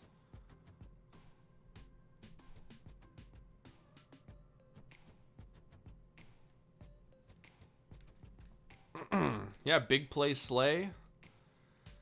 That's one of the best upgrades so far, I think, of the entire offseason. Jameis is a backup next year, but where is it going to be? I do think the Eckler deal was a steal. I really do. He's going to catch a lot of balls, and he's a very good running back. I hope they have someone else to kind of, you know, handle some of the between the tackles stuff, you know, kind of like a Phillip Lindsay, Royce Freeman situation. But Austin Eckler is one of my favorite players, I think, in the whole league. Calais Campbell, yeah, for a fifth, that's one of them. I can't see Taylor starting for the Chargers. That would surprise me. If they don't try to sign Cam, that would kind of confuse me. We fall to 0-14, though, everybody. We allow 42 more points. No picks, though, for Chad Henne, so one of his best games all season. But the defense has just allowed way too many points. Thankfully, Tab Perry's racking up some yards. I think by the end, he should have at least like 500 yards. That would be okay, given how horrible we are at passing the football. We're almost to the end.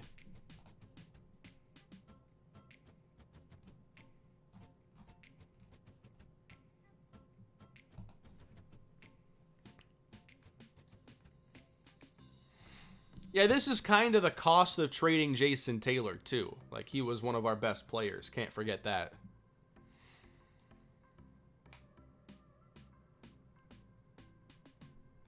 Let's go to safety. That was one position I wanted to check out.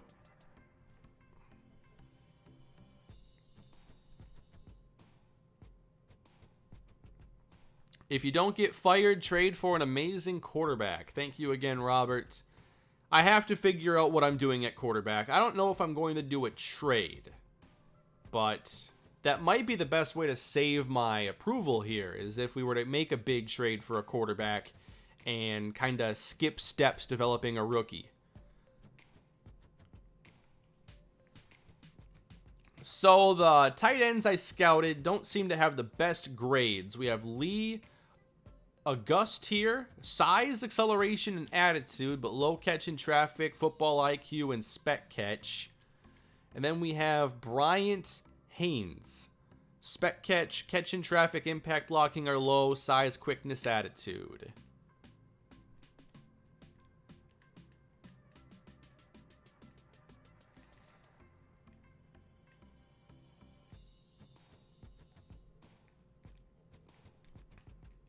I also wanted to check on, what was the other spot I had scouted recently?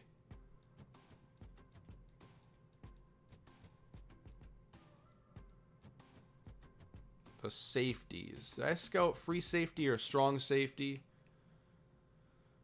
Jerome Bartel from Notre Dame, a 91 grade here. Good range and hit power, but low tackle and play rec. Okay. So a lot of speed and hit power. We like the sound of that. David Kent, toughness and durability. Low pass rush moves. You know what? If my starting strong safety can't rush to the edge, I'm okay with that. Quentin Danzy, athleticism, zone coverage, but low big playability. We don't like the sound of that negative. Speed and jumping, football IQ, pass rush move. Yeah, this scouting in Madden would be incredible. There'd be so much more to talk about. I do so much scouting in Madden, and I'm just, I'm just hitting square 3 times, and then that's the bulk of my scouting. It takes less than 3 seconds.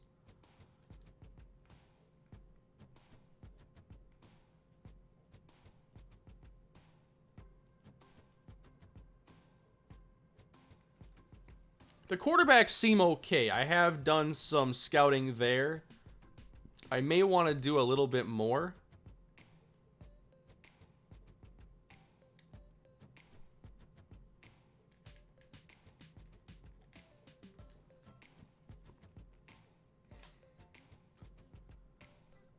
So we have a couple options here at the top. A few good ones, actually. We fully scouted, or as much as we can here, I've scouted like Mike Zazali, who's compared to Dante Culpepper.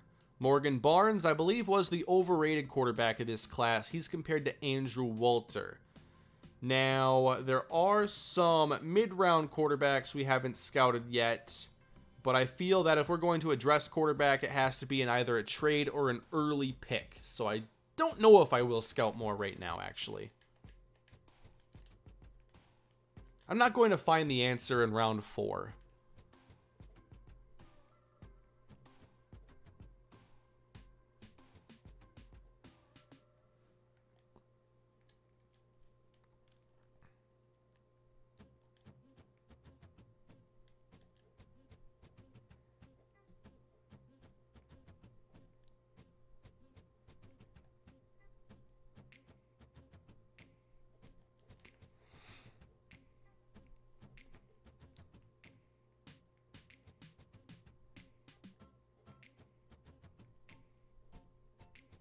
Let's go performance here for our running backs coach, James Saxon.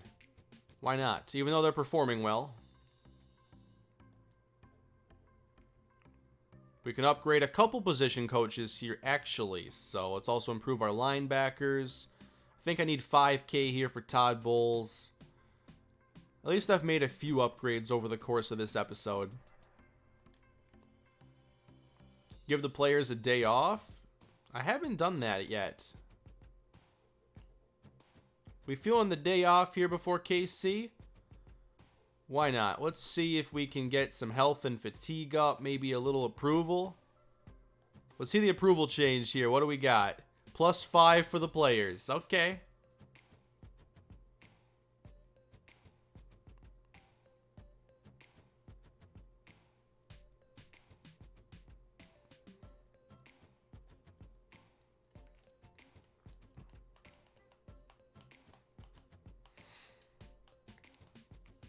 Yeah, the pass rush for the Broncos season has been so weird. Like, I just can't make anything happen this year.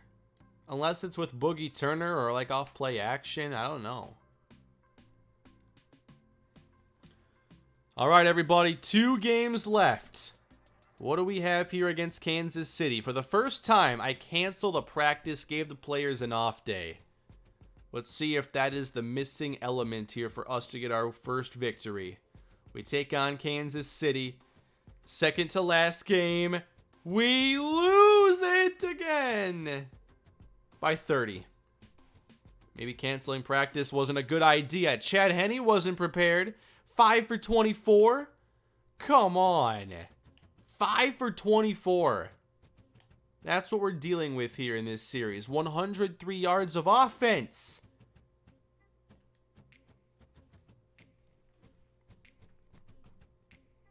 Robert, thank you for another super chat. You've been very generous tonight. Much appreciated.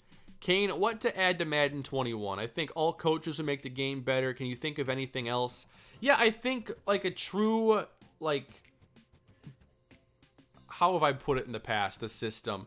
Like a progressive fatigue and injury situational system. You know, different decisions to make, whether or not you hold a player out of a game or you play him through injury. Wow, our team is super fatigued. I might cancel a whole week of practices or something.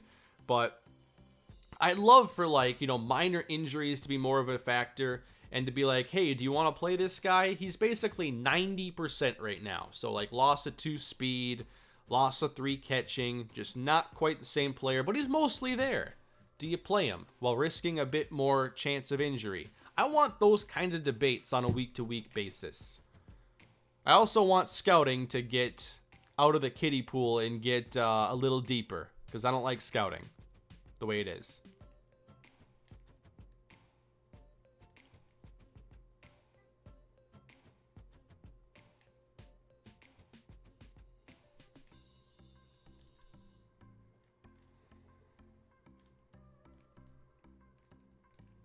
Improve upon the scenario engine, improve upon what they do with morale, add some positional coaches, start to add the depth. There's not much more of a foundation to lay. You got to start building up now if you're Madden.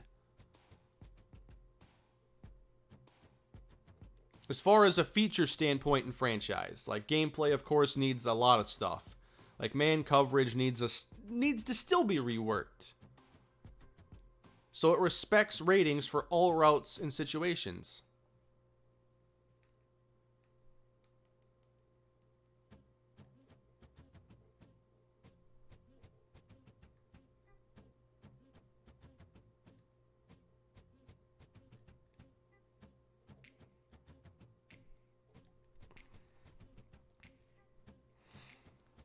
Man plays good on current Mat 10 set. Have you played the newest version 40, Cameron? Because I cannot wait to dive into that probably tomorrow. Yeah, I think I'll at least do a little super sim here in week 17 and try to see if I can get this team their first win in the last game of the year.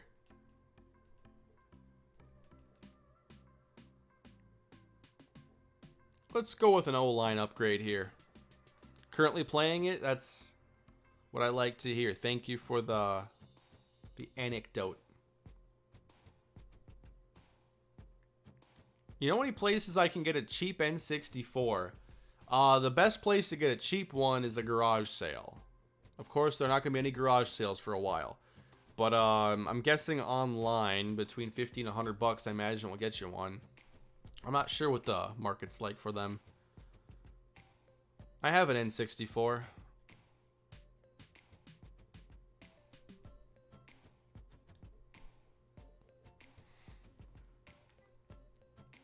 Sadly, can't do much here in terms of upgrading here before our last game.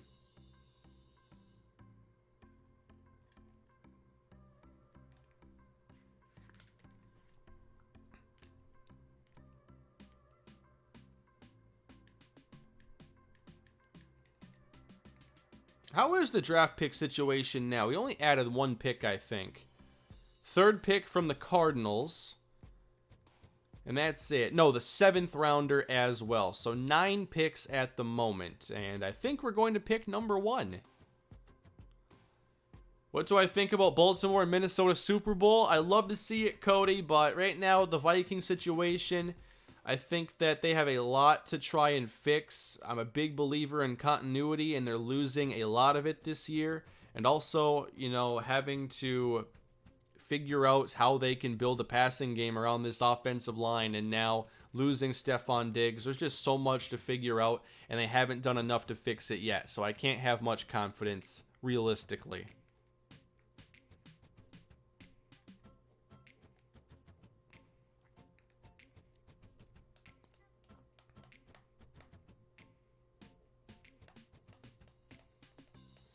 I do think that trading Diggs leads to a bigger role for Irv Smith. And the Vikings were always going to run a lot of 2 tight end sets anyway. They ran the least amount of 3 wide sets last year out of any team in the league.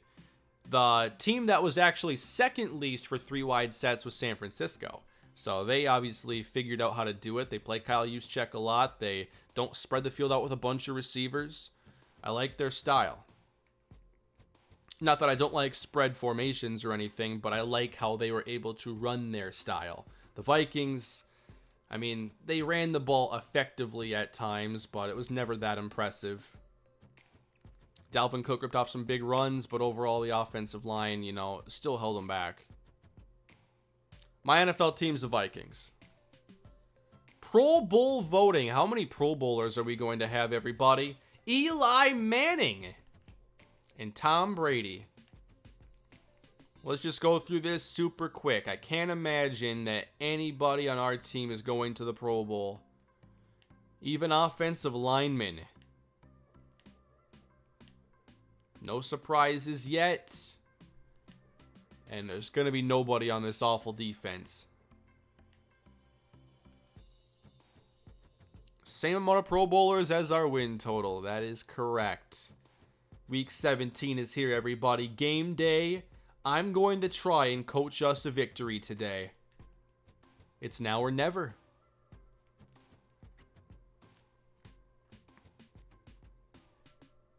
I was very shocked by the DeForest Buckner trade. That's a big addition for Indy. I understand, you can't put every investment you have into defensive lines. So to get a first-round pick is big, and to have 2 first-round picks being as good as they are will help shore up some gaps on that team. Losing Manny Sanders, though, I think that's going to hurt a bit. I think adding a receiver is still something they have to do. Who have they added so far? Was there a defensive player they added?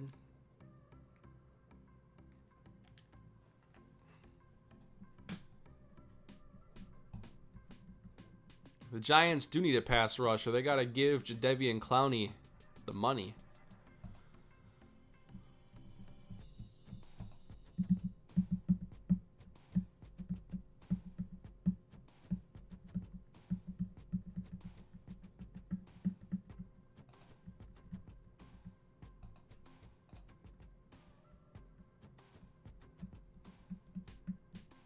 They got Travis Benjamin. I missed that. Feels like he'll do a lot of what Marquise Goodwin does. It was so weird last year how Dante Pettis disappeared from the field. I thought he'd have a bigger role, but I think ultimately him not probably led to them getting Emmanuel Sanders.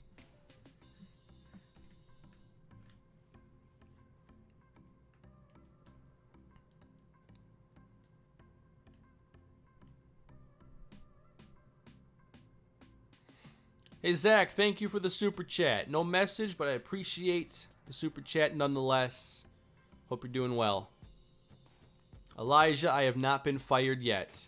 We're all hoping I get at least 1 draft and 1 more season to fix this mess.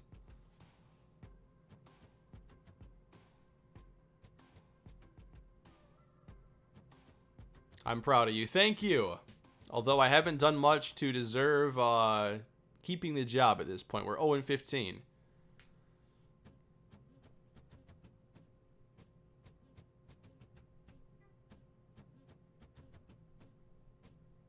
This is taking forever to load. I checked the math. We can only go up from here. That is a fact. Nowhere to go but up.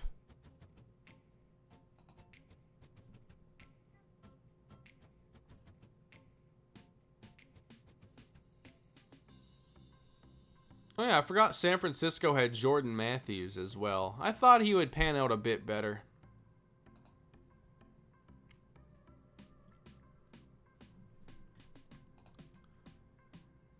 Yeah, Josh Norman to the Bills, $6 million. That's only $2 million more than Mackenzie Alexander got with the Bengals. And they gave a huge contract to Trey Waynes. That was... I can't believe how big that ended up being. Although I think I've said in the past, Trey Waynes was going to get paid. I still wasn't sure of it after last year. Byron Jones got the big payday, of course. James Bradbury. He and Trey Waynes were the 2, second, third tier corners. I think Bradbury's better than Waynes, but I thought they'd both get... I thought Bradbury would get paid. I wasn't sure about Waynes. I had confidence a year ago he would. Wasn't sure last year was good enough, but apparently good enough for Cincinnati. Are we stuck here? Hail Mary on the first play, Zach. I'll do it just for you. Hail Mary. We mastered the play, apparently. Is this, frozen, though? It's not literally frozen. Is it a soft lock?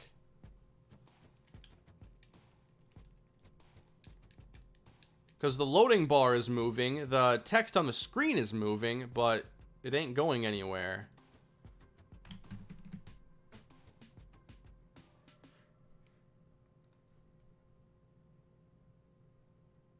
It's doing auto saves, so we should be okay.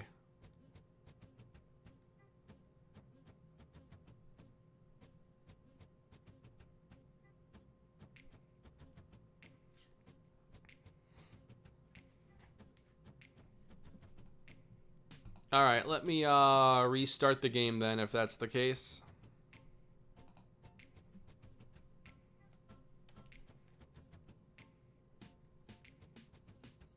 And hopefully the autosave is there to save us. That's what it's for. This game is on 360, yes.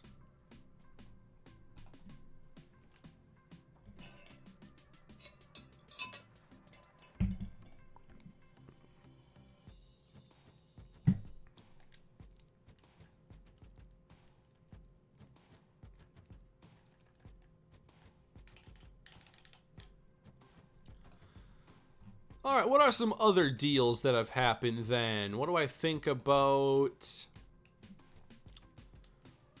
Not much has happened in the world of wide receivers. I thought Randall Cobb was an overpay for Houston. I think that was like 9 a year, yeah. 18 guaranteed, 27 mil total. That's too much. Nelson Aguilar, 1 million. That's a bargain. Damir Bird to the Patriots. He had a big game last year against the Browns. If you're curious, NFL Game Pass right now is free. If you watch his game against the Browns, he had like 5 or 6 catches and was his best game, I think, all year. You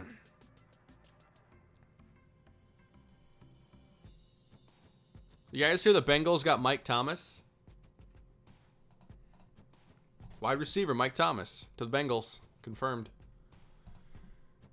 Just not the Mike Thomas you're thinking of. Talk about the Mike Thomas that went to Southern Miss. Robbie Anderson to Carolina. Yeah, that surprised me a little bit. To me, that says that maybe they aren't huge fans of Curtis Samuel. I don't know. If Samuel's available, like, I'd love for the Vikings to make a move because he's on a rookie deal. You can't get cheaper than a rookie deal, really. So, I'd love to bring in Curtis Samuel, but I'm not even sure he's available. Maybe.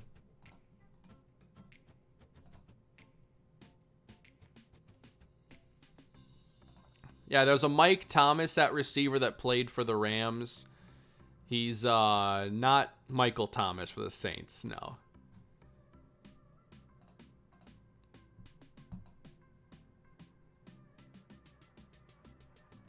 Not many signings at running back. Most have just been players re-signing players, or teams re-signing players. I think a couple tenders have been signed. Nothing major outside of Melvin Gordon. I wonder if anyone's going to trade for Anthony Harris.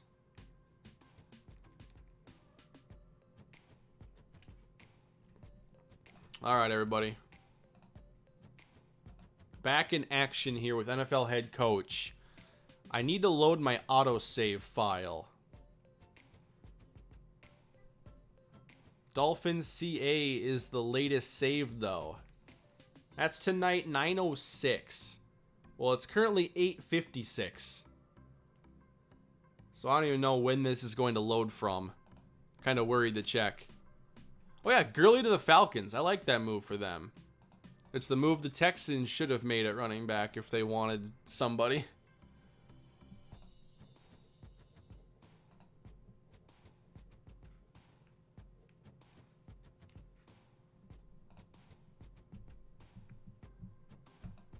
Why don't the Vikings just sign Harris? Cap. They tagged him, but a long-term deal will be very expensive and hard to figure out. All right, week 17. We're still here. What happened to Jay Ajayi? He wasn't signed for most of last year, and then the Eagles brought him back. I don't know, though.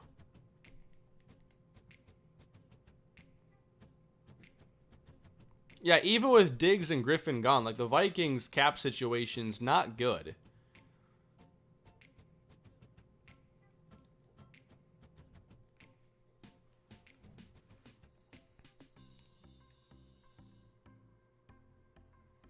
If it freezes one more time, I'm going to have to sim this game and reload it.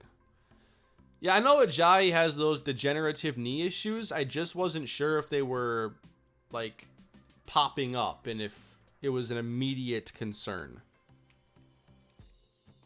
Because that was why he fell to the 6th round in the draft in the first place. No one's picked up Rhodes. I have not seen a thing on him. Any interest, anything.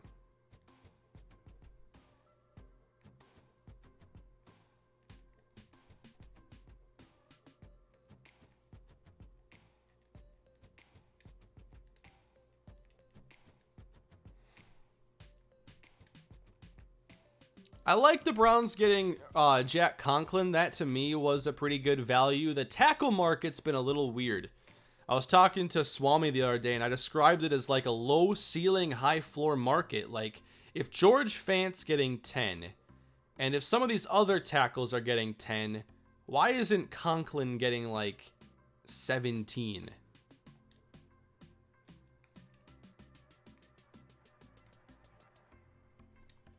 Austin Hooper, I like Hooper at tight end.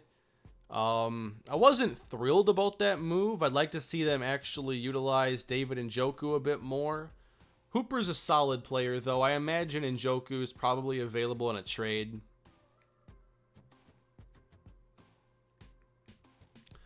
See, to me, the role for Xavier Rhodes, I actually think he should go be a Tampa 2 corner somewhere. Just let him press and not be put into all these chasing scenarios because he doesn't have the makeup speed now. Like, he struggled when he had to go downfield last season and even the year before a bit. I think if he's going to have success, it needs to be like in a role where he's not asked to follow receivers way downfield. Let him be physical, utilize that strength, let him use his size. Let him be a Tampa 2 corner.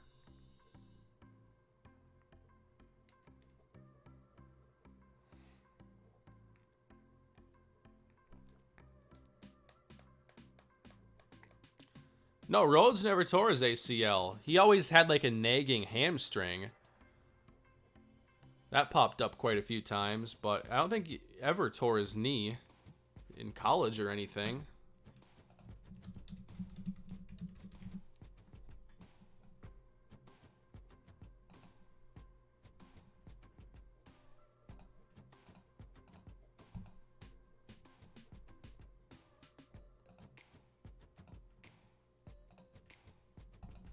We made it to the game this time, everybody.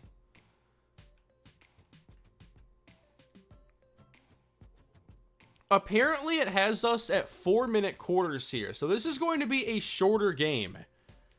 And this is our last chance to get a win this season, everybody. So we start on defense. And this Jets team likes to run the football. Let's get aggressive here. Gain of 3. Remember, we played the Jets earlier. Thomas Jones had a huge day against us.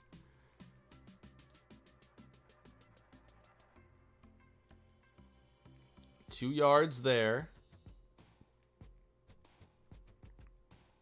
Let's try to start this game with a stop then. This is game 15? I thought it said we were 0-15. Is this not game 15?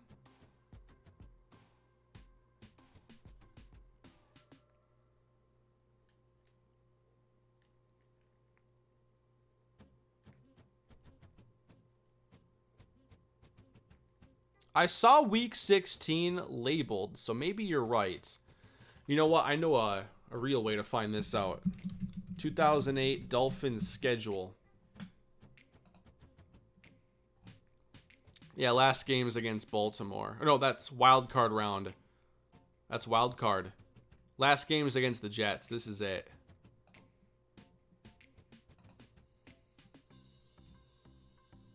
Yep. This is the finale. All good. We start the game with a stop, everybody. Great news there. But now, can we actually do anything on offense? We are going to run the ball like we've never run the ball before. Where are the mastered runs? Okay, they're all the way down here. Draw play. 15-yard penalty on the defense. So a 15-yard run. Excellent. Great start. What do we do on our second play, everybody?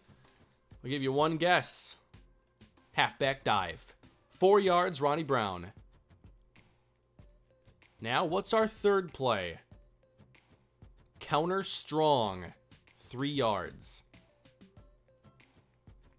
We're going to run the ball. Again, oh, I forgot about the Hail Mary. Next drive, first play, I got you. We lose 6. Come on. We had something going. Hail Mary next drive, though. It's happening. We apparently mastered it. We're going to see if that's the case or not. We're just calling our best plays here against the Jets. A lot of blitzing, a lot of aggressive calls, deflected. So far, the Jets not showing much on offense. Gain of 3. 2 stops in a row. I'm not doing fake field goal pass. I'm doing Hail Mary, okay? Let's see it. Or apparently, we don't have a Hail Mary play that's mastered. I thought we had, like, the whole Hail Mary playbook, like, mastered, though. Let's go to learned. And we're going to call Hail Mary. It is a drop. Well, there's that.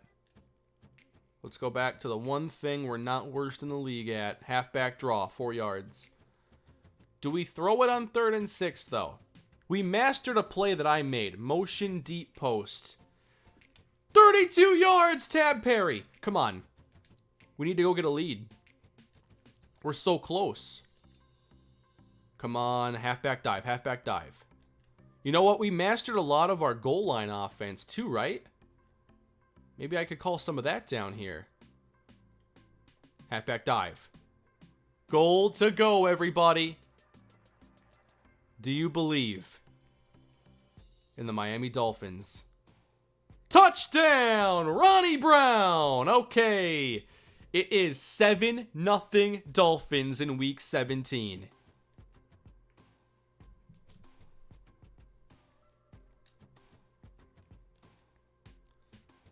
Now, we haven't won yet. This is by no means over. We have to stop the running of Thomas Jones. He gets 4 on this run. Incomplete. They have not thrown the ball well at all. 3 wide. Let's go a strong flat. 3, they get 12 and a first down. So they're driving now. 11 more to Thomas Jones. 2 more. Our goal here has to be hold him to 3.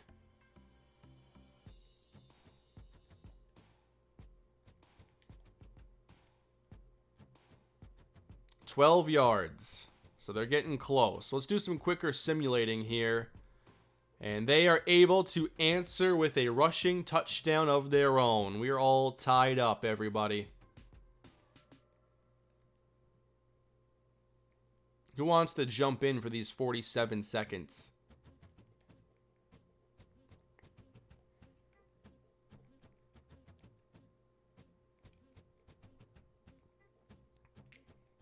All right, let's see if we can do something here. 47 seconds to go in the half, everybody. Oh, let me get some game audio going here. Here we go. Chad Henne back to pass. 45 seconds left. He completes it to a wide open receiver. And we're going to get up to the 40-yard line just like that and use a timeout. We'll win this thing 1 inch at a time.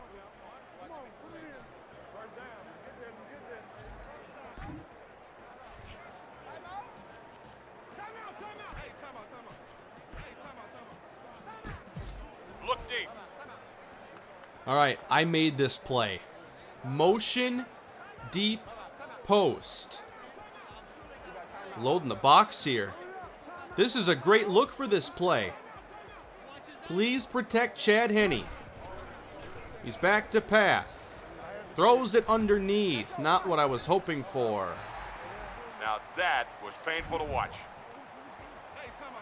I'm going to need another look at that.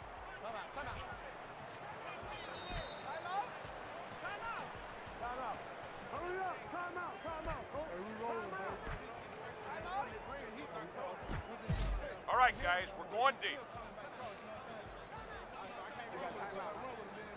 One timeout left for Miami. 33 seconds to go until the half. Chad Henne. Plenty of time. Come on, you got to make something happen here, Chad. Come on, throw the ball. Henne, deep downfield. Yes. Got it. We have a timeout. Let me spend it.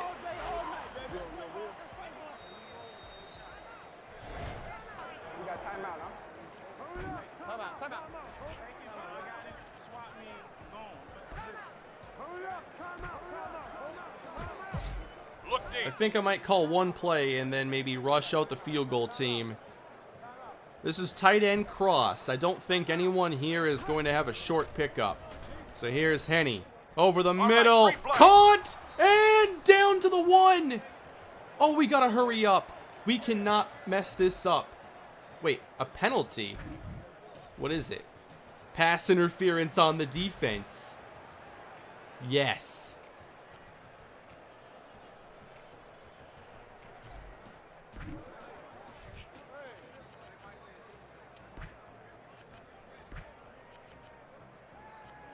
I need to call something where they have to throw it to the end zone. So I have a plan. I'm going to edit a play. Just to make it so there is no, like, check down he can take. Although that might lead to a sack, which is just as bad. Let's change the assignment here to a pass block, though. And then we're going to change this to a new route. Let's just have this be a medium in. Alright, there's your play call, everybody. Let's see if we can score a touchdown here. I had it at the 1. Oh! I should decline the penalty. That's my bad. Here we go, trying to get to the end zone. Chad Henne over the middle! Touchdown! Dolphins!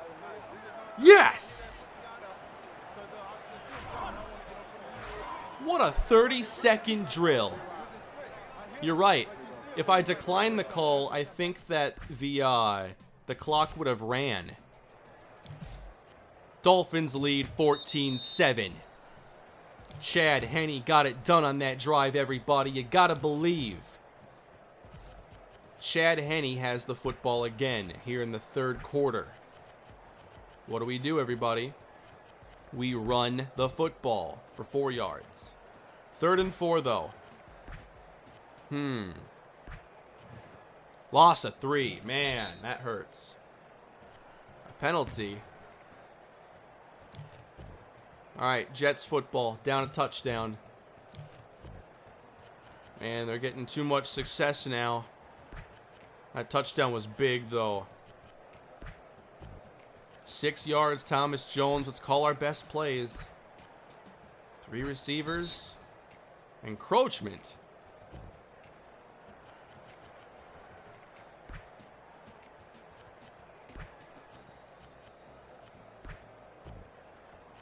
Six yards to Thomas Jones. 3 more to Jones as the third quarter winds. We're playing on very short quarters in this game, so it's going to be a fast overall contest. Big 3rd and 6, though. We could force a field goal try here. I wish I knew our best play. I have 10 seconds. By success. All right. Trio wham lurk. Intercepted! Yes! I'm a better coach today than I was yesterday, everybody. Channing Crowder on the interception. Let's go.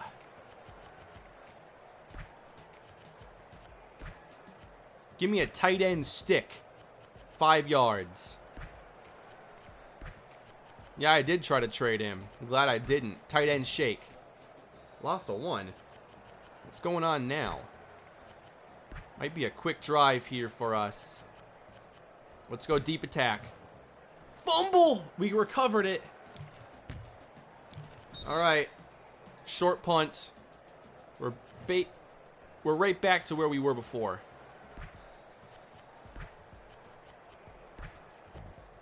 Seven yards, Lavernius Coles.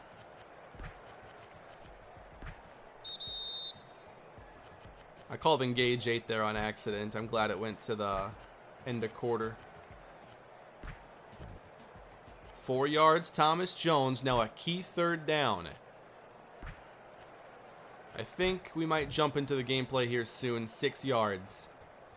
I think we jump in, everybody. This is my chance to coach a victory at NFL head coach. It is 14-7 Miami. We are getting into the gameplay, and we are going to win this game.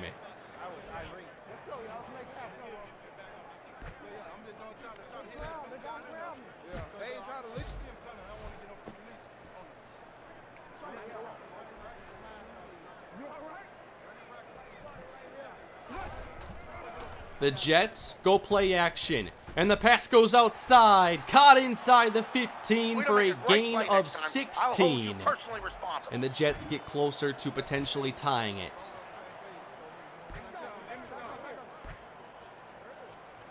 What do we do, everybody? Do we try to go man-to-man? Maybe bring a little extra pressure?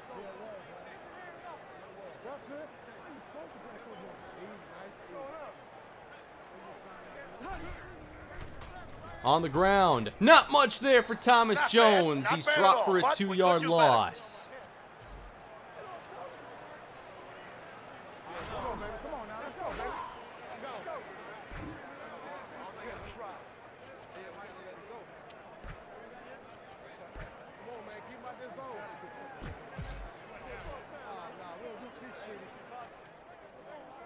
Kellen Clemens under center. 2:44 to go in the game.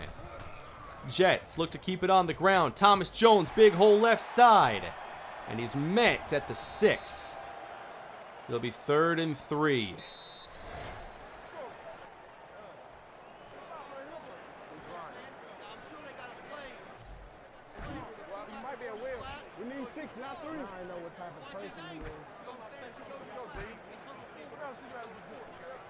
I say we get aggressive.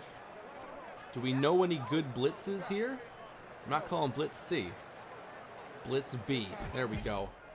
6-man pressure. If they run it, hopefully we can make a play. If they're throwing, let's get in the face of Clemens.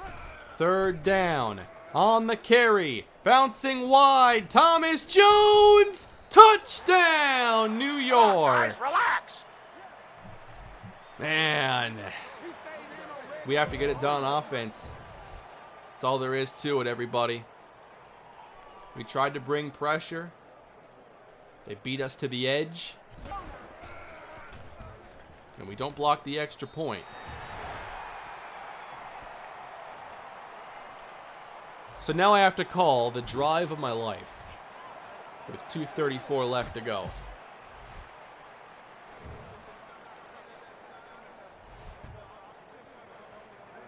We're looking for a Chad Henne-led game-winning drive. Here's the return.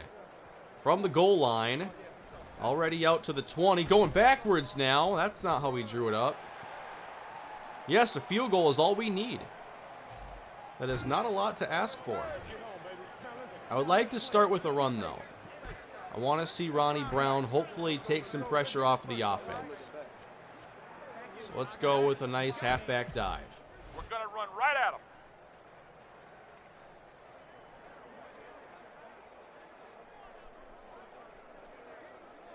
Jets look prepared for the run. Inside, Ronnie Brown. He fights ahead, breaks the tackle, and takes it up across the 30-yard line. Very good start. I'd like to run it again, given it's 2nd and inches. I want a fresh set of downs, and maybe we'll think about throwing. Yes, I do have 0 approval.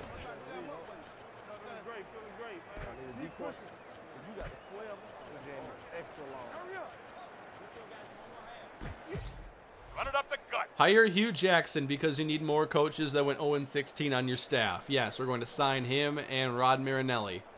That's the 2-minute warning. Steal plays. It, baby. Now we're cooking. Didn't the Patriots lose picks for doing something like that? What do we have here? Select one offensive play to add to our playbook. I like the look of this one. Okay, we're stealing signs. On defense, too? Sure.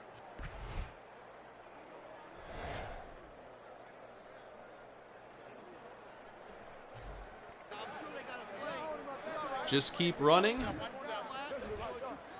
Yeah, I mean, we only need the field goal. So I want to keep running until they can stop it. Okay, we're going between the tackles. Let me grab my trash can real quick. Jets come out in a 3-3-5. They're more prepared for a pass. We're running this. First down, Ronnie Brown gets a block on the safety. That's another big pickup. 16 yards. Let's keep it going.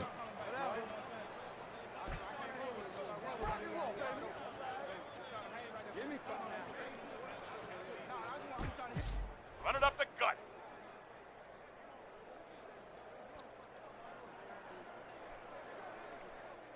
Now they go with a 6-man line, and Ronnie Brown is stopped for a loss.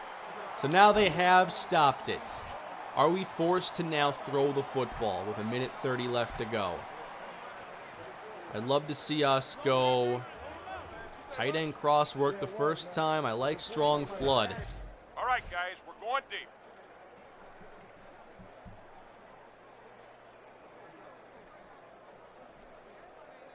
Second down and 11. To the air for the first time on this drive. Open underneath. And a good pickup here in the Jets territory. We can go back to that running game now. Thank you for the super chat, Robert. Would have thought with the name Jean-Charles, you're good at coaching and playing football. Yeah. Stop the clock. Hurry. It's not a guarantee. No guarantees here. Makes you appreciate Hayden a little bit more. Is your kicker good? I don't know. 50 seconds left. We have our timeouts. We run this, and Ronnie Brown's going to try to bounce it, and he's not successful in doing so. Almost in range. Get that kicker warmed up. Yeah, let's use a timeout with 41 seconds left. Get the kicker ready. We're almost there. Clock management, Kane. I know, Cameron. I'm trying to leave them with nothing left. I got my 2 timeouts left. I like that strong flood play a lot. Let's flip this, run it to the open side of the defense. All we need is like 2 good plays, and we're good. 1 good play even. So to the air, 2nd and 12. Henne pressured. Rolling left, buying time. Henne, no! He took the sack. What are you doing? Call a timeout.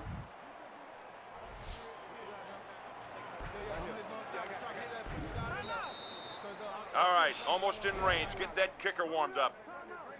Run motion deep post. I don't know if that's the right play here. We never go deep. I need like 15 good yards here. I think tight end cross could be the money. Middle cross. We've actually gotten some mastery of this play, but we've never called it. It's time. Middle cross. 3rd and 14. I do not want to go to overtime, everybody. We go trips. Miami back to pass. Henne flustered, throws it short, and the catch takes us up to the 34-yard line. Have the kicker start warming up. I think the Jets use the timeout. From here, it's a 51-yard try. This is certainly makeable. Who is our kicker exactly? I want to know.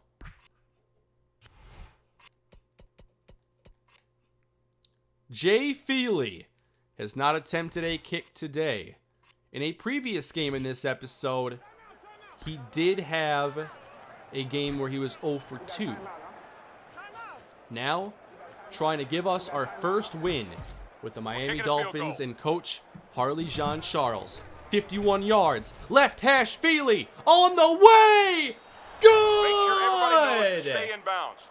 Miami takes the lead with 18 seconds left. Incredible. Oh yeah, we're getting emotional. Incredible. Now, how was the kicking logic in this game? Like, was there a pretty good chance he missed that? Because he just drilled that kick. Kick left. We cannot collapse in 18 seconds. Boom, the kick goes away to the goal line. The Jets need a quick answer. Across the 15.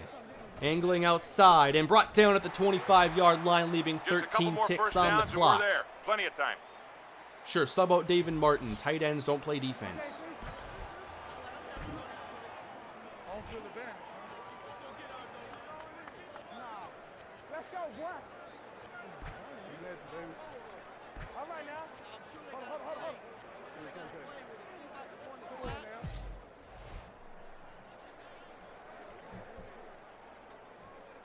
We're going man-to-man across the board with safety help over the top.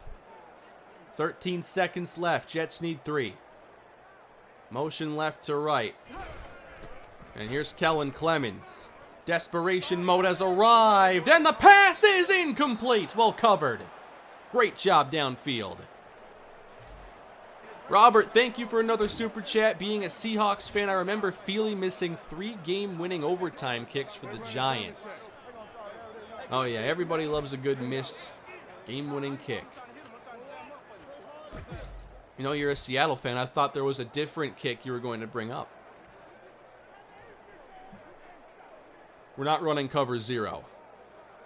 9 seconds left. Jets at their own 25. About 45 yards from field goal range. Kellen Clemens over the middle. It's caught. And they should get one more play. Just outside range now. They can't kick from here. No. It would be a ridiculously long kick. So all we got to do is keep them from getting in the end zone on this one play. Prevent defense. This is it, everybody, for our first win. With Harley Jean-Charles and the Miami Dolphins, will history be made here? Avoiding 0-16. Kellen Clemens. He'll get the time. Everybody's deep. What's he gonna do? The heave downfield. It is knocked down. That was way too close. We win. Wow. Dolphins win. 1-15, everybody. I can't believe we won. Chad Henne, a perfect quarterback rating. He got it done. What a drive before half. I'm proud of this team. Now, what happens to my approval after that? For a second, I thought they were going to catch that. I really did. We did not contest that well enough. So now we just hope we can go to the offseason and not get fired. I got my first win. Thank you, Robert Wagner, once again. Being a Vikings fan, you would know too. Oh yeah, missed kicks is just part of the culture at this point. 3 approval. It went up. Yes, the players, they didn't even change. Okay, the owner changed, so the players can't fire me. This isn't the NBA. Only the owner can fire me.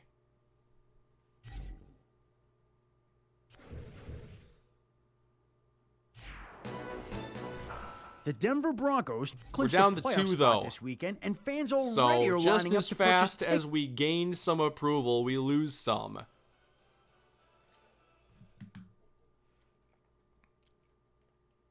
We missed that goal of having 75 approval by the end of the year. That's a pipe dream.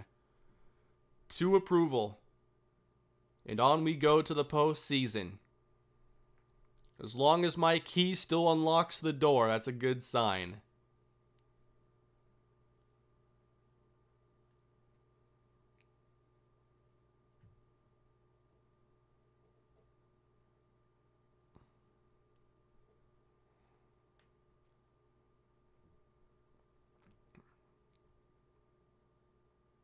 That was a fun time. That was exciting. I didn't think we were going to watch a game, but it was recommended, and I was like, yeah, final game.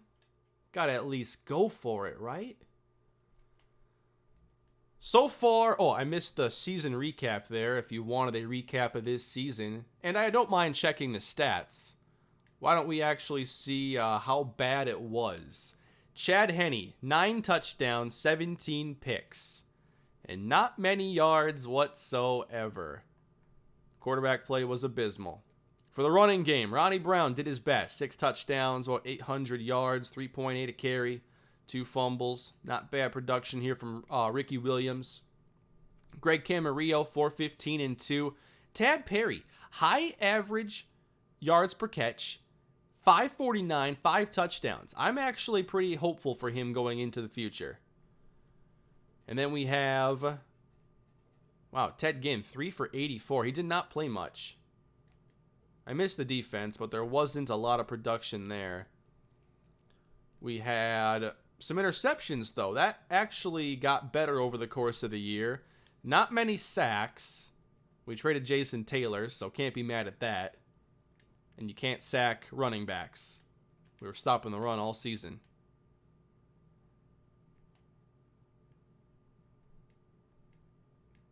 So I want to end this once we get past the Super Bowl.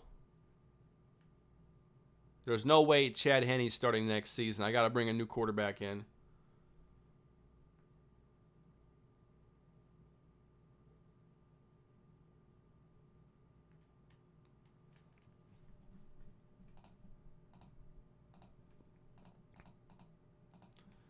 Madden should do something like the Tony Bruno show. Yeah, that was a cool feature. I don't see them doing something like that again. Thank you for the super chat, Mama Bear. This just proves how bad your OC and DC were. You could have gone 8-8 had you called plays properly all year. I think 8-8's a stretch.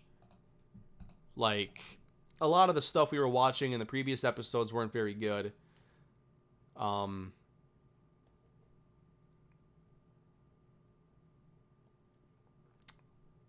I think we may have been able to win a couple more games. This sim is going super slow even on fastest now. So do we just simulate it? If it all goes well, I'll sim this before the weekend. Yeah, it's only Wednesday, right? The days are blending together if you couldn't tell. Is it Wednesday? It's Wednesday. Yeah, I hope to beat the weekend to stream.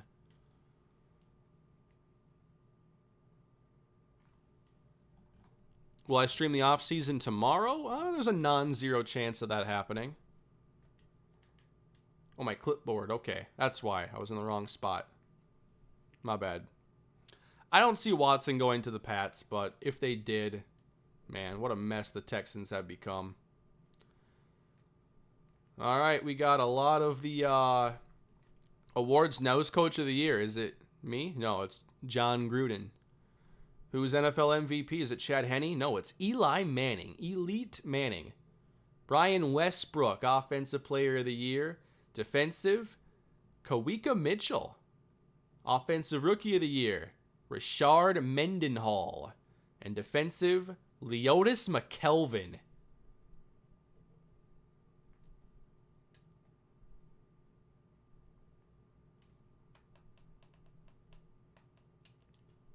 Yeah, no one's going to blame you for not knowing the day of the week. There's no sports to remember or keep track of. Every day's been the same the last 2 weeks.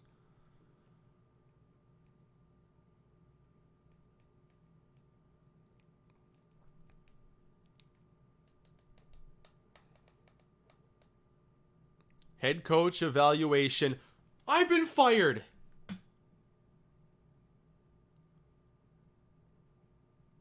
Wow. It actually happened. I'm not going to get the draft. Fired after our first win. Wow, I thought we would at least get the second year. Find new team? Does the journey for Harley Jean-Charles continue? Other teams may not be interested in hiring you. Well, what's the case here? Ooh. Are these head coaching jobs? Because we have 4 of them.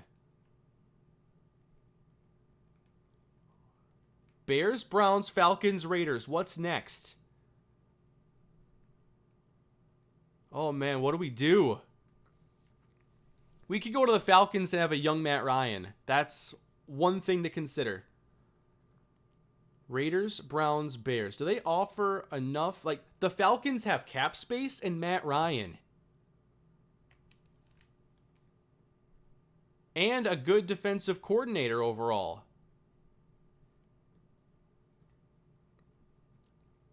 The chat likes the Browns, but here comes all the Falcons. Matt Ryan. Cap space.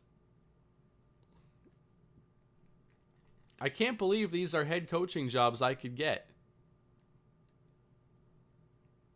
The Cleveland Browns are definitely popular and the most realistic.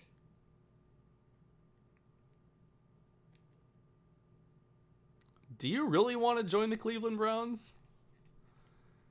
Oh, man.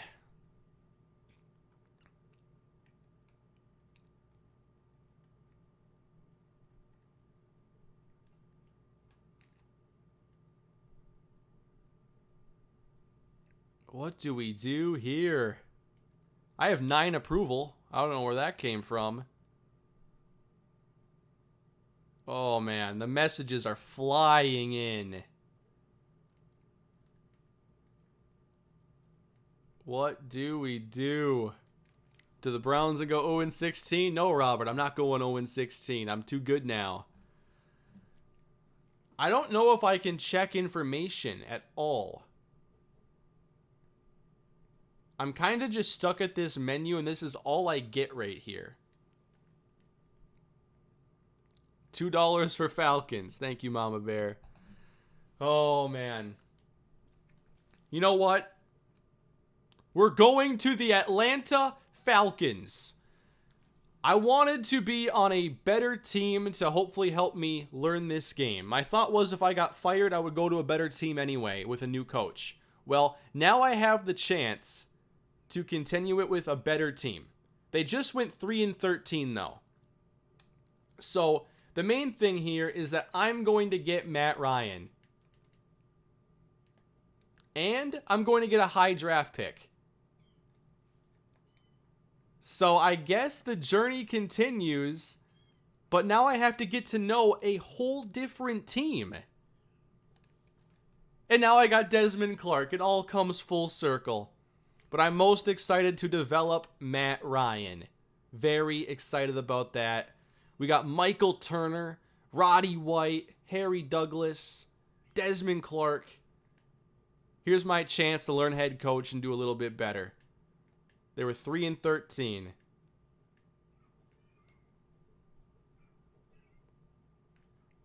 You want to know what the Browns were last season?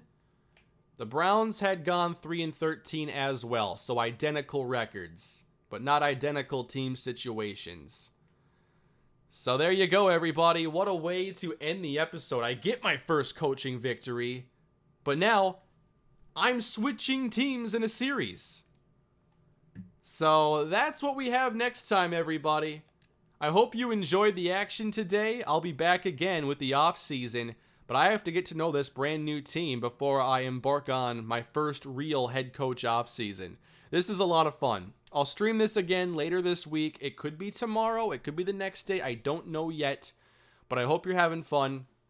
Please leave your feedback. Don't forget to leave a like and subscribe to the channel. Head coach is getting really interesting now. And that is where I'll end the episode. I better save it as a new file so I don't get confused.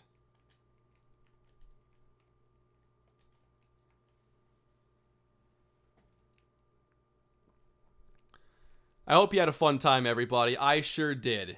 Thank you for being here. Thank you for your support. I hope that tonight's stream helped you in this very difficult time for everybody. I know it's not easy for anybody. I want to do my best to just help take your mind off things and just help you have a few hours of fun.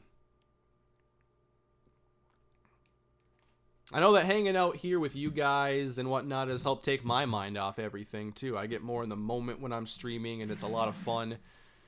And I really enjoyed these head coach streams with y'all. So we're going to continue this next time. That is it for me tonight, everybody. I'll be back again. I don't know if it's going to be a night stream. It just worked out better that way tonight. But I will be back. You best believe that. Have a great night, everybody. Stay safe. Stay clean. Social distance. And I'll catch you next time.